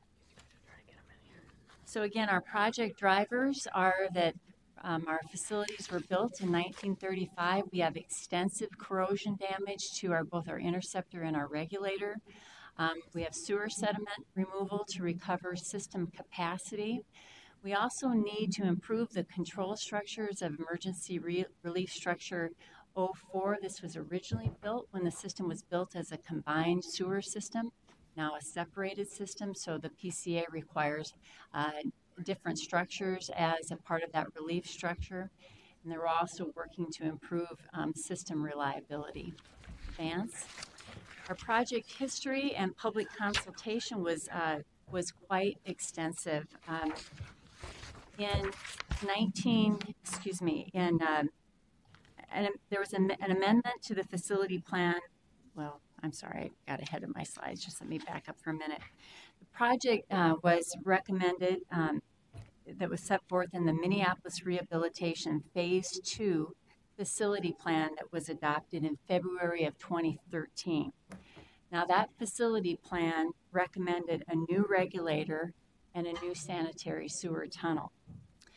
When we did the public outreach for that facility plan, the public comments received expressed concern that the excavation and the dewatering of the limestone could impact the groundwater flow to Coldwater Spring. So upon evaluation, MCES and its design teams determined that we could not proceed with certainty that the project as proposed would not impact the groundwater flow to Coldwater Spring. Recognizing the value of the spring to the Native American community, MCS put this project on hold and took a turn and looked at other alternatives to address our sanitary sewer system in the area. Advance, please. Okay. So these are our design goals. Thank you of the new project was to avoid impacts to significant cultural, historic, and environmental resources such as Coldwater Spring, Minnehaha Creek, Minnehaha Falls, and the Longfellow House. There's also a regional bike trail that traverses through the project area and will be impacted by the construction project. And then we, of course, recognize that Minnehaha Park is a valued asset, and it's important to maintain access during construction. Advance. So Coldwater Spring, again, is located about 1.2 miles southeast of the project area. The spring is historically, culturally, and spiritually significant. It's on the National Register of Historic Places, and it's protected by both federal and state law. And in fact, in 1988, Congress established the Mississippi River National River and Recreation Area to preserve and enhance the water and lands of the Mississippi River corridor, and Coldwater Spring is located within the designated area. So now I'd like Chad Davison, a project manager in our Interceptor Engineering Group, to run through the specifics of the project. Welcome. Thank you, Madam Chair and council members. You could advance the slide, please. This is a photo along Shepherd Road, St. Paul, where the same geology of our project is, and the geology that provides groundwater to Coldwater Springs is visible. Heavy fractured magnolia member or magnolia parting at the top of the picture, or just below the topsoil. That is the geological feature that provides the groundwater to Coldwater Springs. Advance slide, please. This is a graphic that shows how the rainwater penetrates the soil and flows through the limestone. The free-flowing magnolia parting transmits water by gravity flow to Coldwater Springs. Advance slide, please. As stated previously, concerns were expressed during our public hearing process to protect Coldwater Spring. The project was put on hold to allow us to perform extensive groundwater modeling. Metropolitan Council came to the conclusion that we are not confident excavation in the new tunnel will not impact groundwater flow to Coldwater Spring. Project changed to from a reconstruction to rehabilitation of the existing infrastructure. There's no dewatering in the limestone involved with the rehabbing of the project. And National Park Service will perform daily monitoring of the flow and make sure that we are not making any changes during our construction. Advance slide, please. Going to be rehabbing a tunnel under Minnehaha Creek and Hiawatha Avenue. Access is going to be done through the existing access shafts. 2 new ventilation shafts will need to be drilled for worker safety. They're designed to balance minimum impact to the groundwater and maximize worker safety. We're going to rehabilitate regulator 04. It's going to become emergency relief structure 04 now. Design provisions we have provisions for a future gate. This gate would block all possible flow to the Mississippi River if required. As you've seen in previous presentations for technical services, there has been no release of wastewater from the Minneapolis system to the Mississippi River within the last 10 years. We're also going to be rehabbing 2 drop shafts that are away from that area. And then I'll get into that in a minute. And we're also cleaning the downstream interceptor. Advance slide. Regulator 04 is located on the west side of Minnehaha Creek on the left side of this image. We're aligning the interceptor with fiberglass pipe from the regulator to the proposed vent shafts to the east on the right-hand side of the picture. Interceptor crosses under the creek at a depth of about 20 feet, then drops down into the sandstone at a depth of about 70 feet. in advance. This is an as-built drawing of our current regulator 4. There is a block wall downstream of the regulator that diverts the wastewater to our interceptor under Minnehaha Creek. This is a section view. The flow would be coming at you in the very large tunnel off to the left. That wall is in that tunnel. It diverts it to the east. In order to work in the deep sand tunnel, we need to limit the wastewater that flows into 1MN 340, which our tunnel flows into. If we don't limit that flow, we actually have backflow coming up into the work zone. This is a very deep tunnel, so if we let the water get down to that level, we can't get it back out very cost effectively. So we're going to pick up that flow before it drops down into that lower tunnel, which makes it for a very long temporary conveyance system. Since we have to do that anyways, we're going to rehab those drop shafts, which drops the Minneapolis flow into our system and our other interceptor. In addition to rehabilitating, we will be cleaning the interceptor downstream at 1MN 344. That's 1MN 340 shown on this map. The yellow areas are the areas we're going to be cleaning. When this system was a combined sewer system, the flushing flows of rainwater would constantly clean the system, and cleaning was not as needed. This process of cleaning this system is going to recover much needed capacity in this 1MN 340. There's about 1/4 full of sediment in the bottom of that pipe. We've scanned it using sonar and other means. So, advance slide, please. This work would require a large, robust system to convey the wastewater around the work zone. Average daily flow of the 2 pipes that are going to be diverting will need to pump around roughly 45 million gallons a day. Consists of 6,000 feet of 3 plastic pipes with diameters ranging from 24-inch to 36-inch. The top picture is a rendering of what we expect temporary conveyance pipes will look like when in the frontage road along Hiawatha Avenue, adjacent to the blue line light rail. Lower picture is a rendering of a typical pump layout. It's in the Minneapolis Park Board property.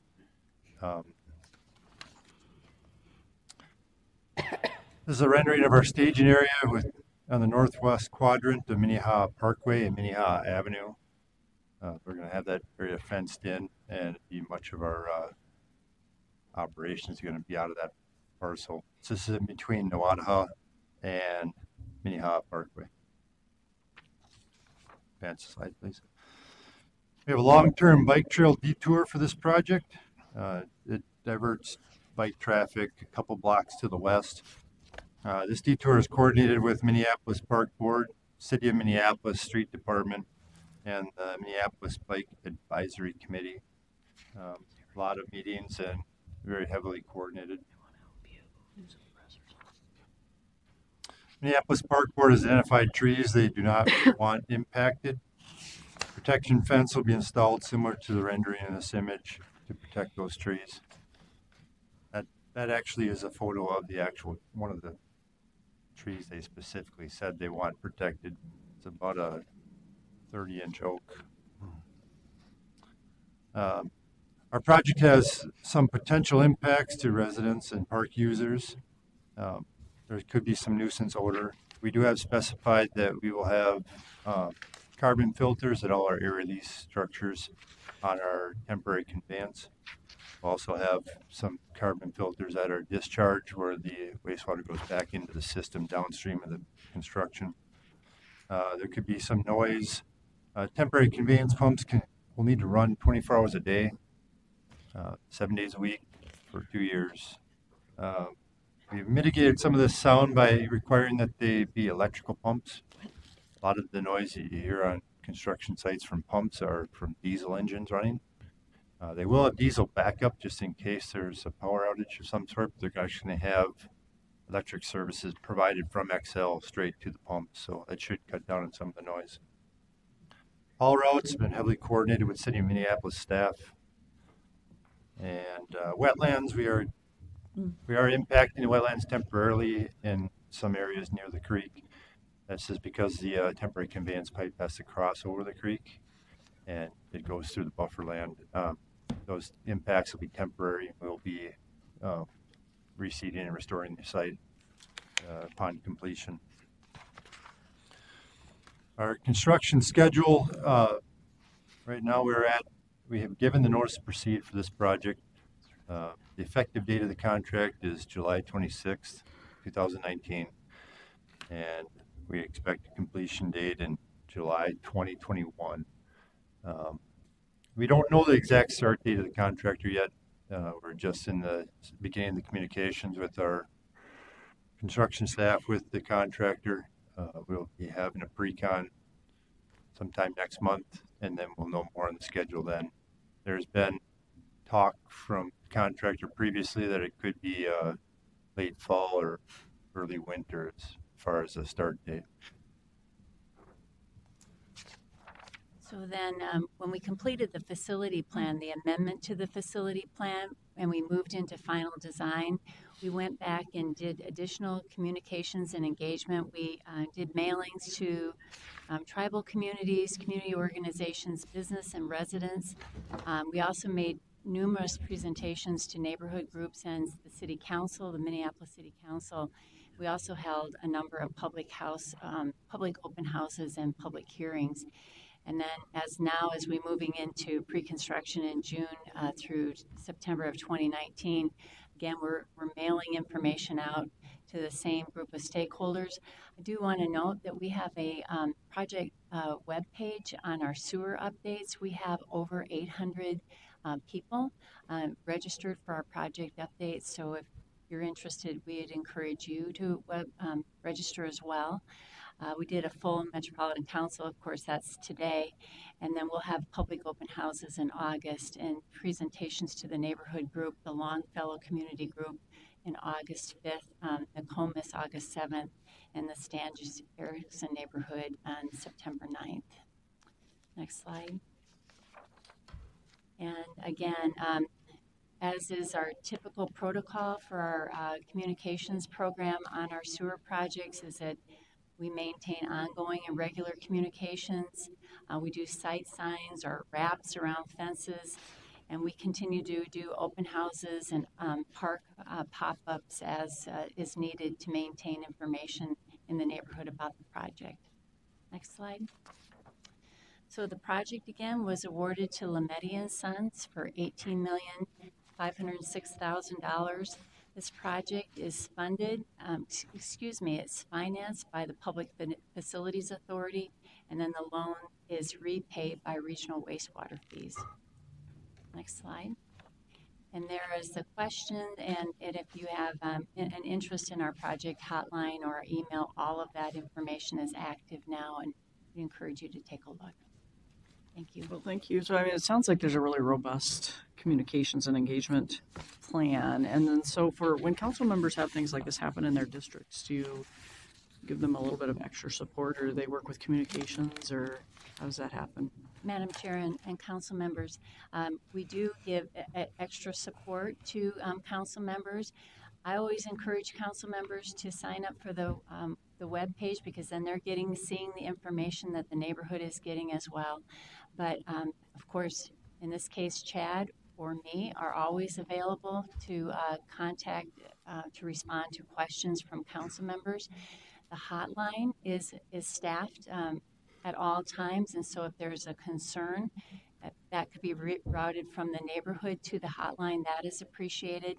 And of course, if there's ever an emergency, and this information will be on our project website, is that we always want the public to contact our regional maintenance facility, who has the ability to dispatch MCS staff as well as our contractors if there's an emergency with our system. So I think Councilmember Muse, it's in your district, right? Yep. And so just experience from Southwest and things is people love the project hotline, or the hotline. Is the hotline a 24-hour hotline?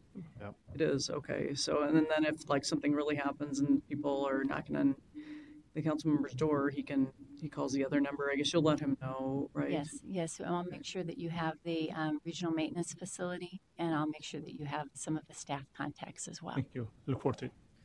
And that's, Minnehaha is just a really treasured area. So, I mean, there'll be a lot of other people coming into your district from all of our districts. So we may all hear about this. So we do appreciate the presentation, Councilmember Cummings. Thank you. I was just going to say, look, with the open house and the park pop-ups, I know everybody's really busy, but it's an opportunity to invite the council member to come and maybe do an introduction like we're doing along the Green Line extension. I think it's really nice because a lot of people don't know what Met Council does, or whatever, or who their representative is. So the more we can be out there. So I would encourage that. We would welcome that. Thank you. Councilmember Lilligren. Yeah, thank you, Madam Chair, Ms. Clancy. Just a quick question about the communication with the tribes on the Coldwater Spring, and just given how important this is to the Dakota people, especially so council members know this is the site of their life origin story.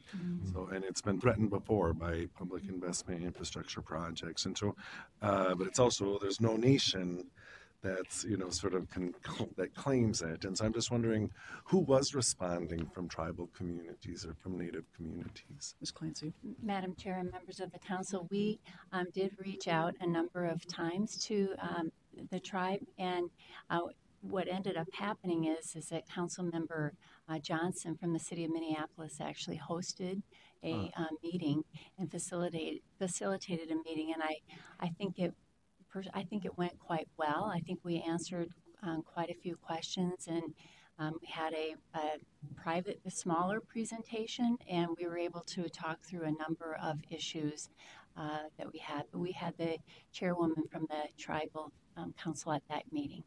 Thank you. Thank you, Madam Chair. Yeah, good questions. Okay. Councilmember Wolf. Thank you, Madam Chair. There's been a ton of work that's gone on this project before you guys were here.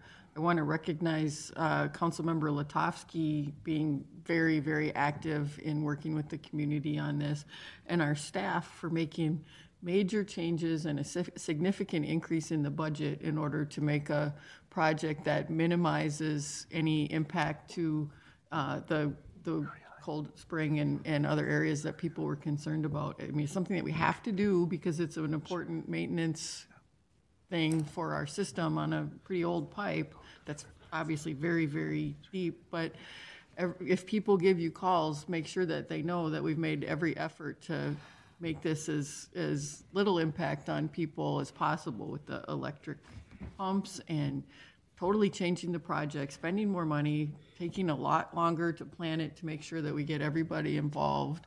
And those pipes that are above ground are very, very thick so that you don't accidentally cut a hole in one and get a nasty surprise. But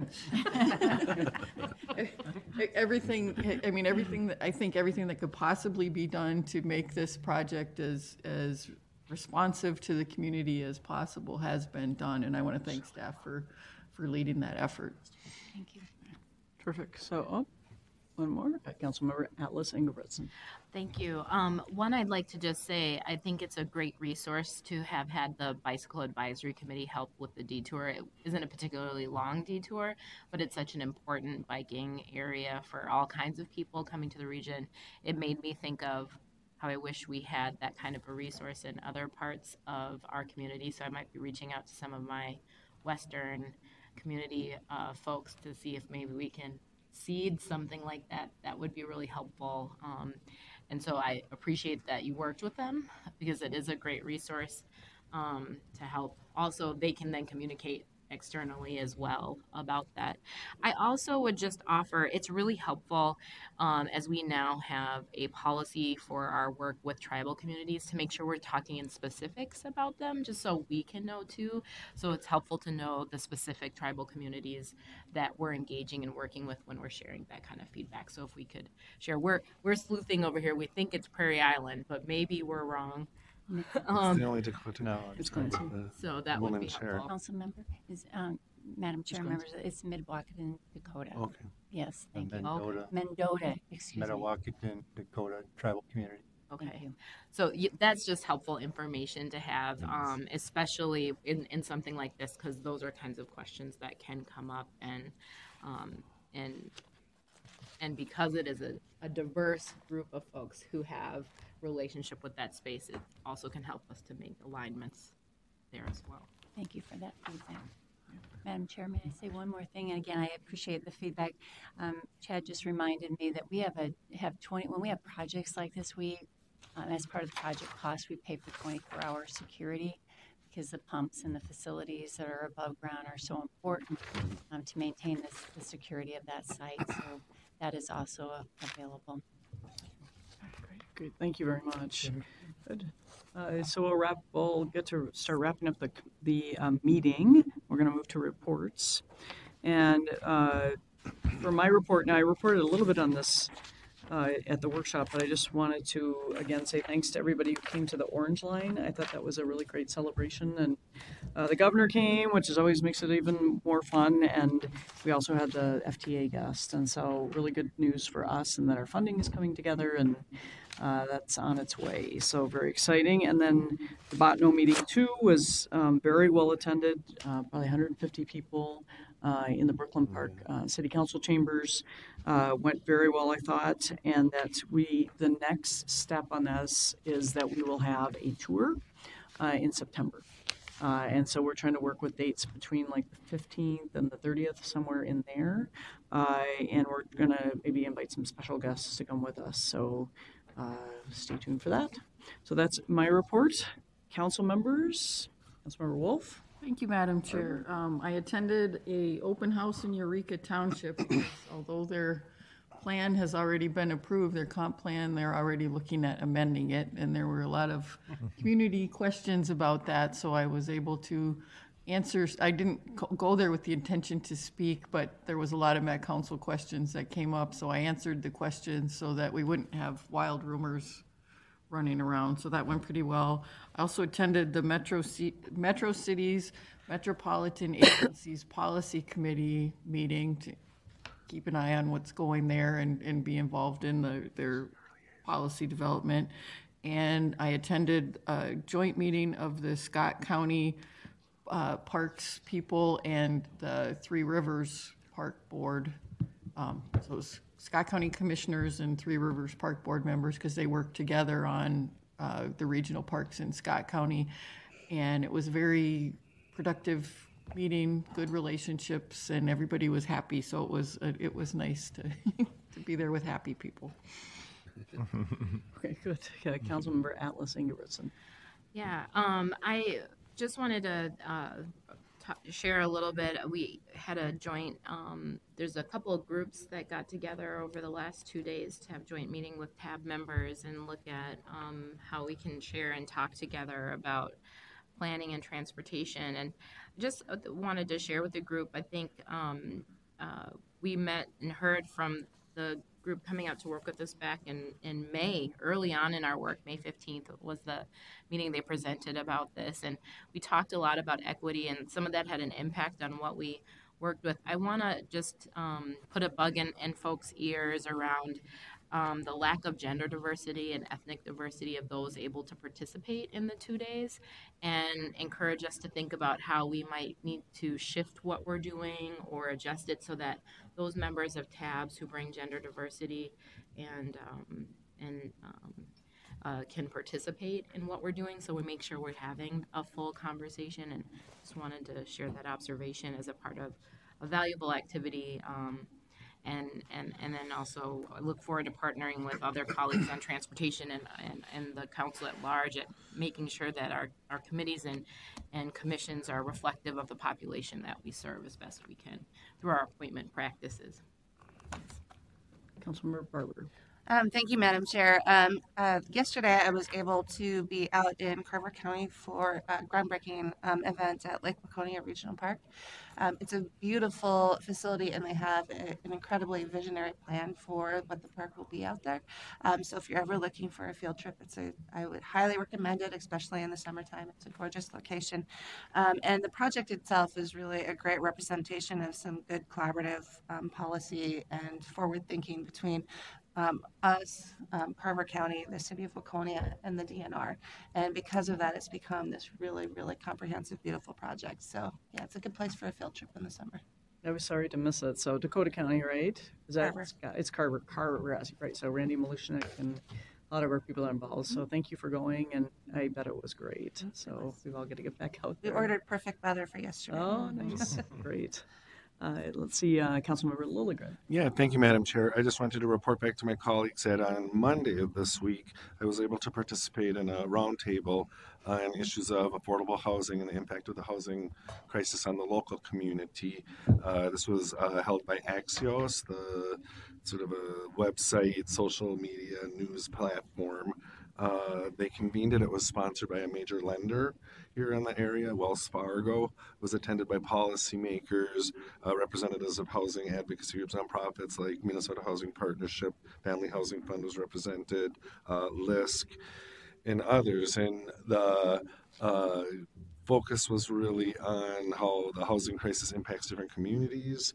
That was really central to the conversation. And then also about the importance of collaboration across public and private sector to really address this. And I think it really relates to the conversation that we were having earlier. And what I really felt was it was a wonderful cross-section of jurisdictions, public and private sector, and those are the kinds of conversations that we really need to have as we look at the kind of housing shortfalls that we're facing. So I hope this was sort of a stepping up to more of these kinds of cross-jurisdictional, cross-sector conversations. Well, thank you for going, because I know we were all talking about different people going. Right. And so it's important. How many people were on the panel? There were probably over 20. Not all 20 participated in the conversation, but there was a lot of executive power from Wells Fargo, and they were very clear. They were there to harvest ideas and information so that they can design lending tools to help meet some of the need. Great. And I know, Madam Chair, that you were invited first and couldn't make it, so they had to go deeper on the bench. Oh, I don't know. And, I think we're all yeah, invited at the same time. Yeah, it was really something. Yeah. Thanks. Well, thank you. And Councilmember Vento.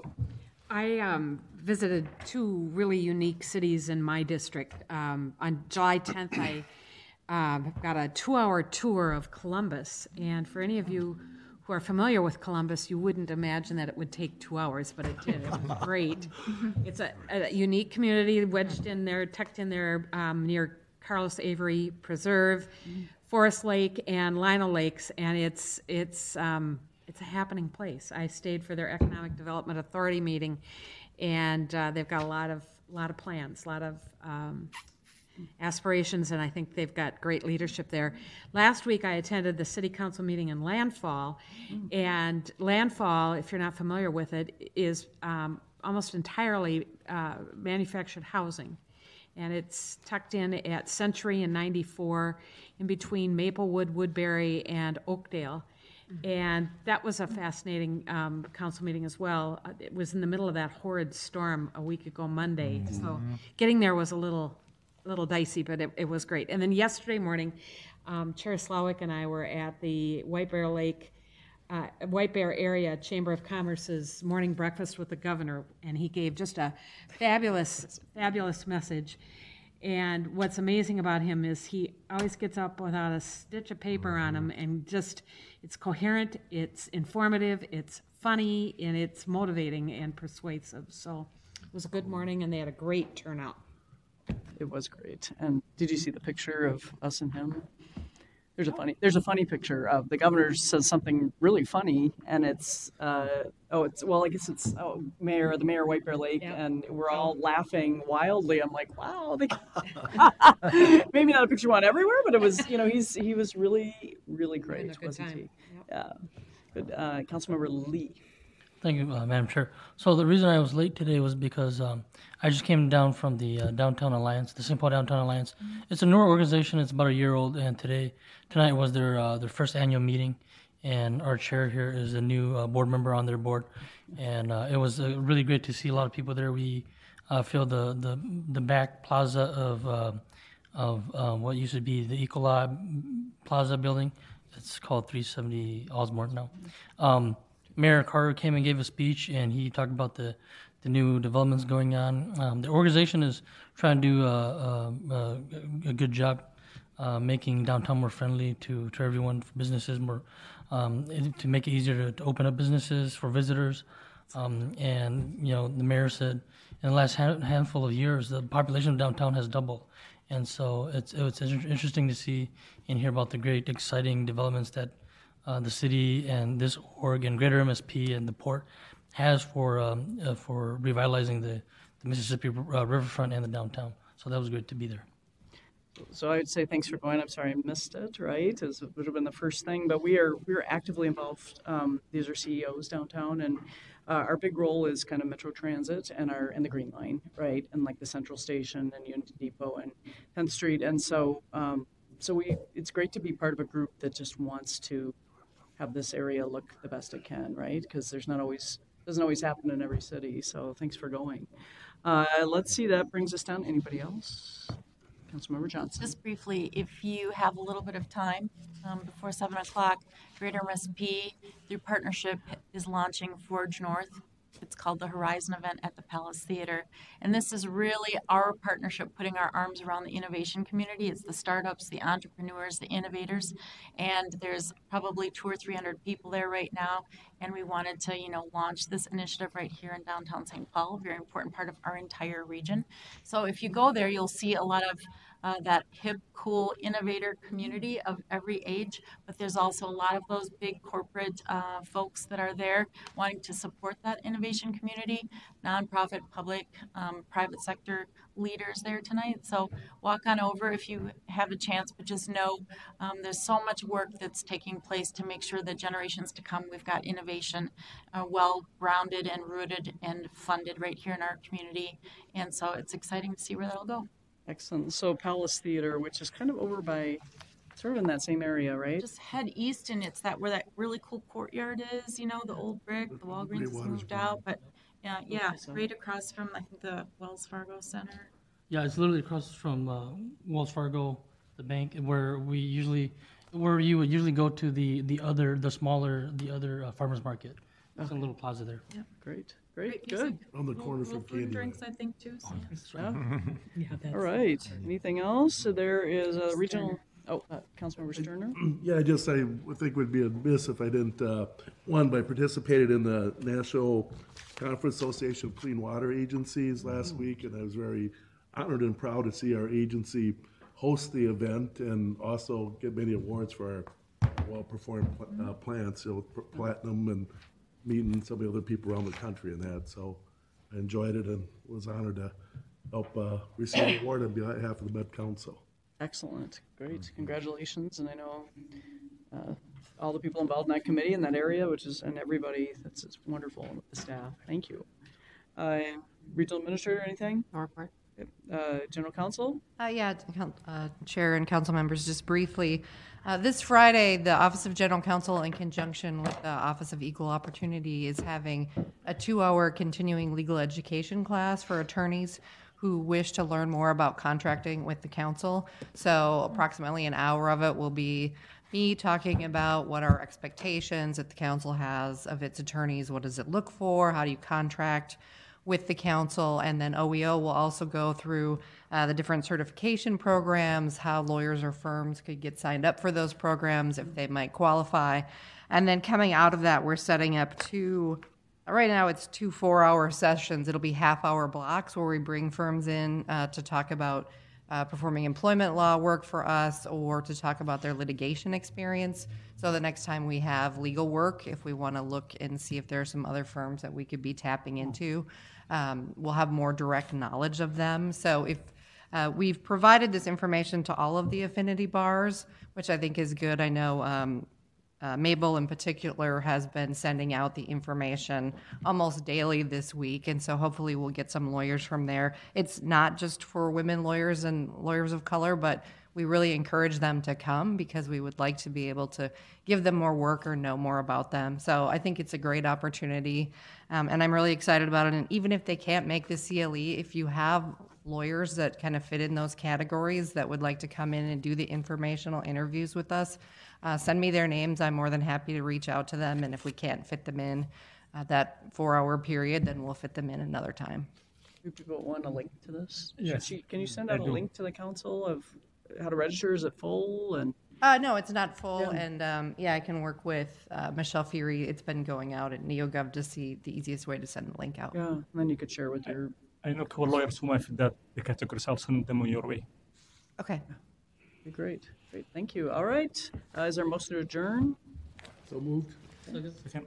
It's been moved.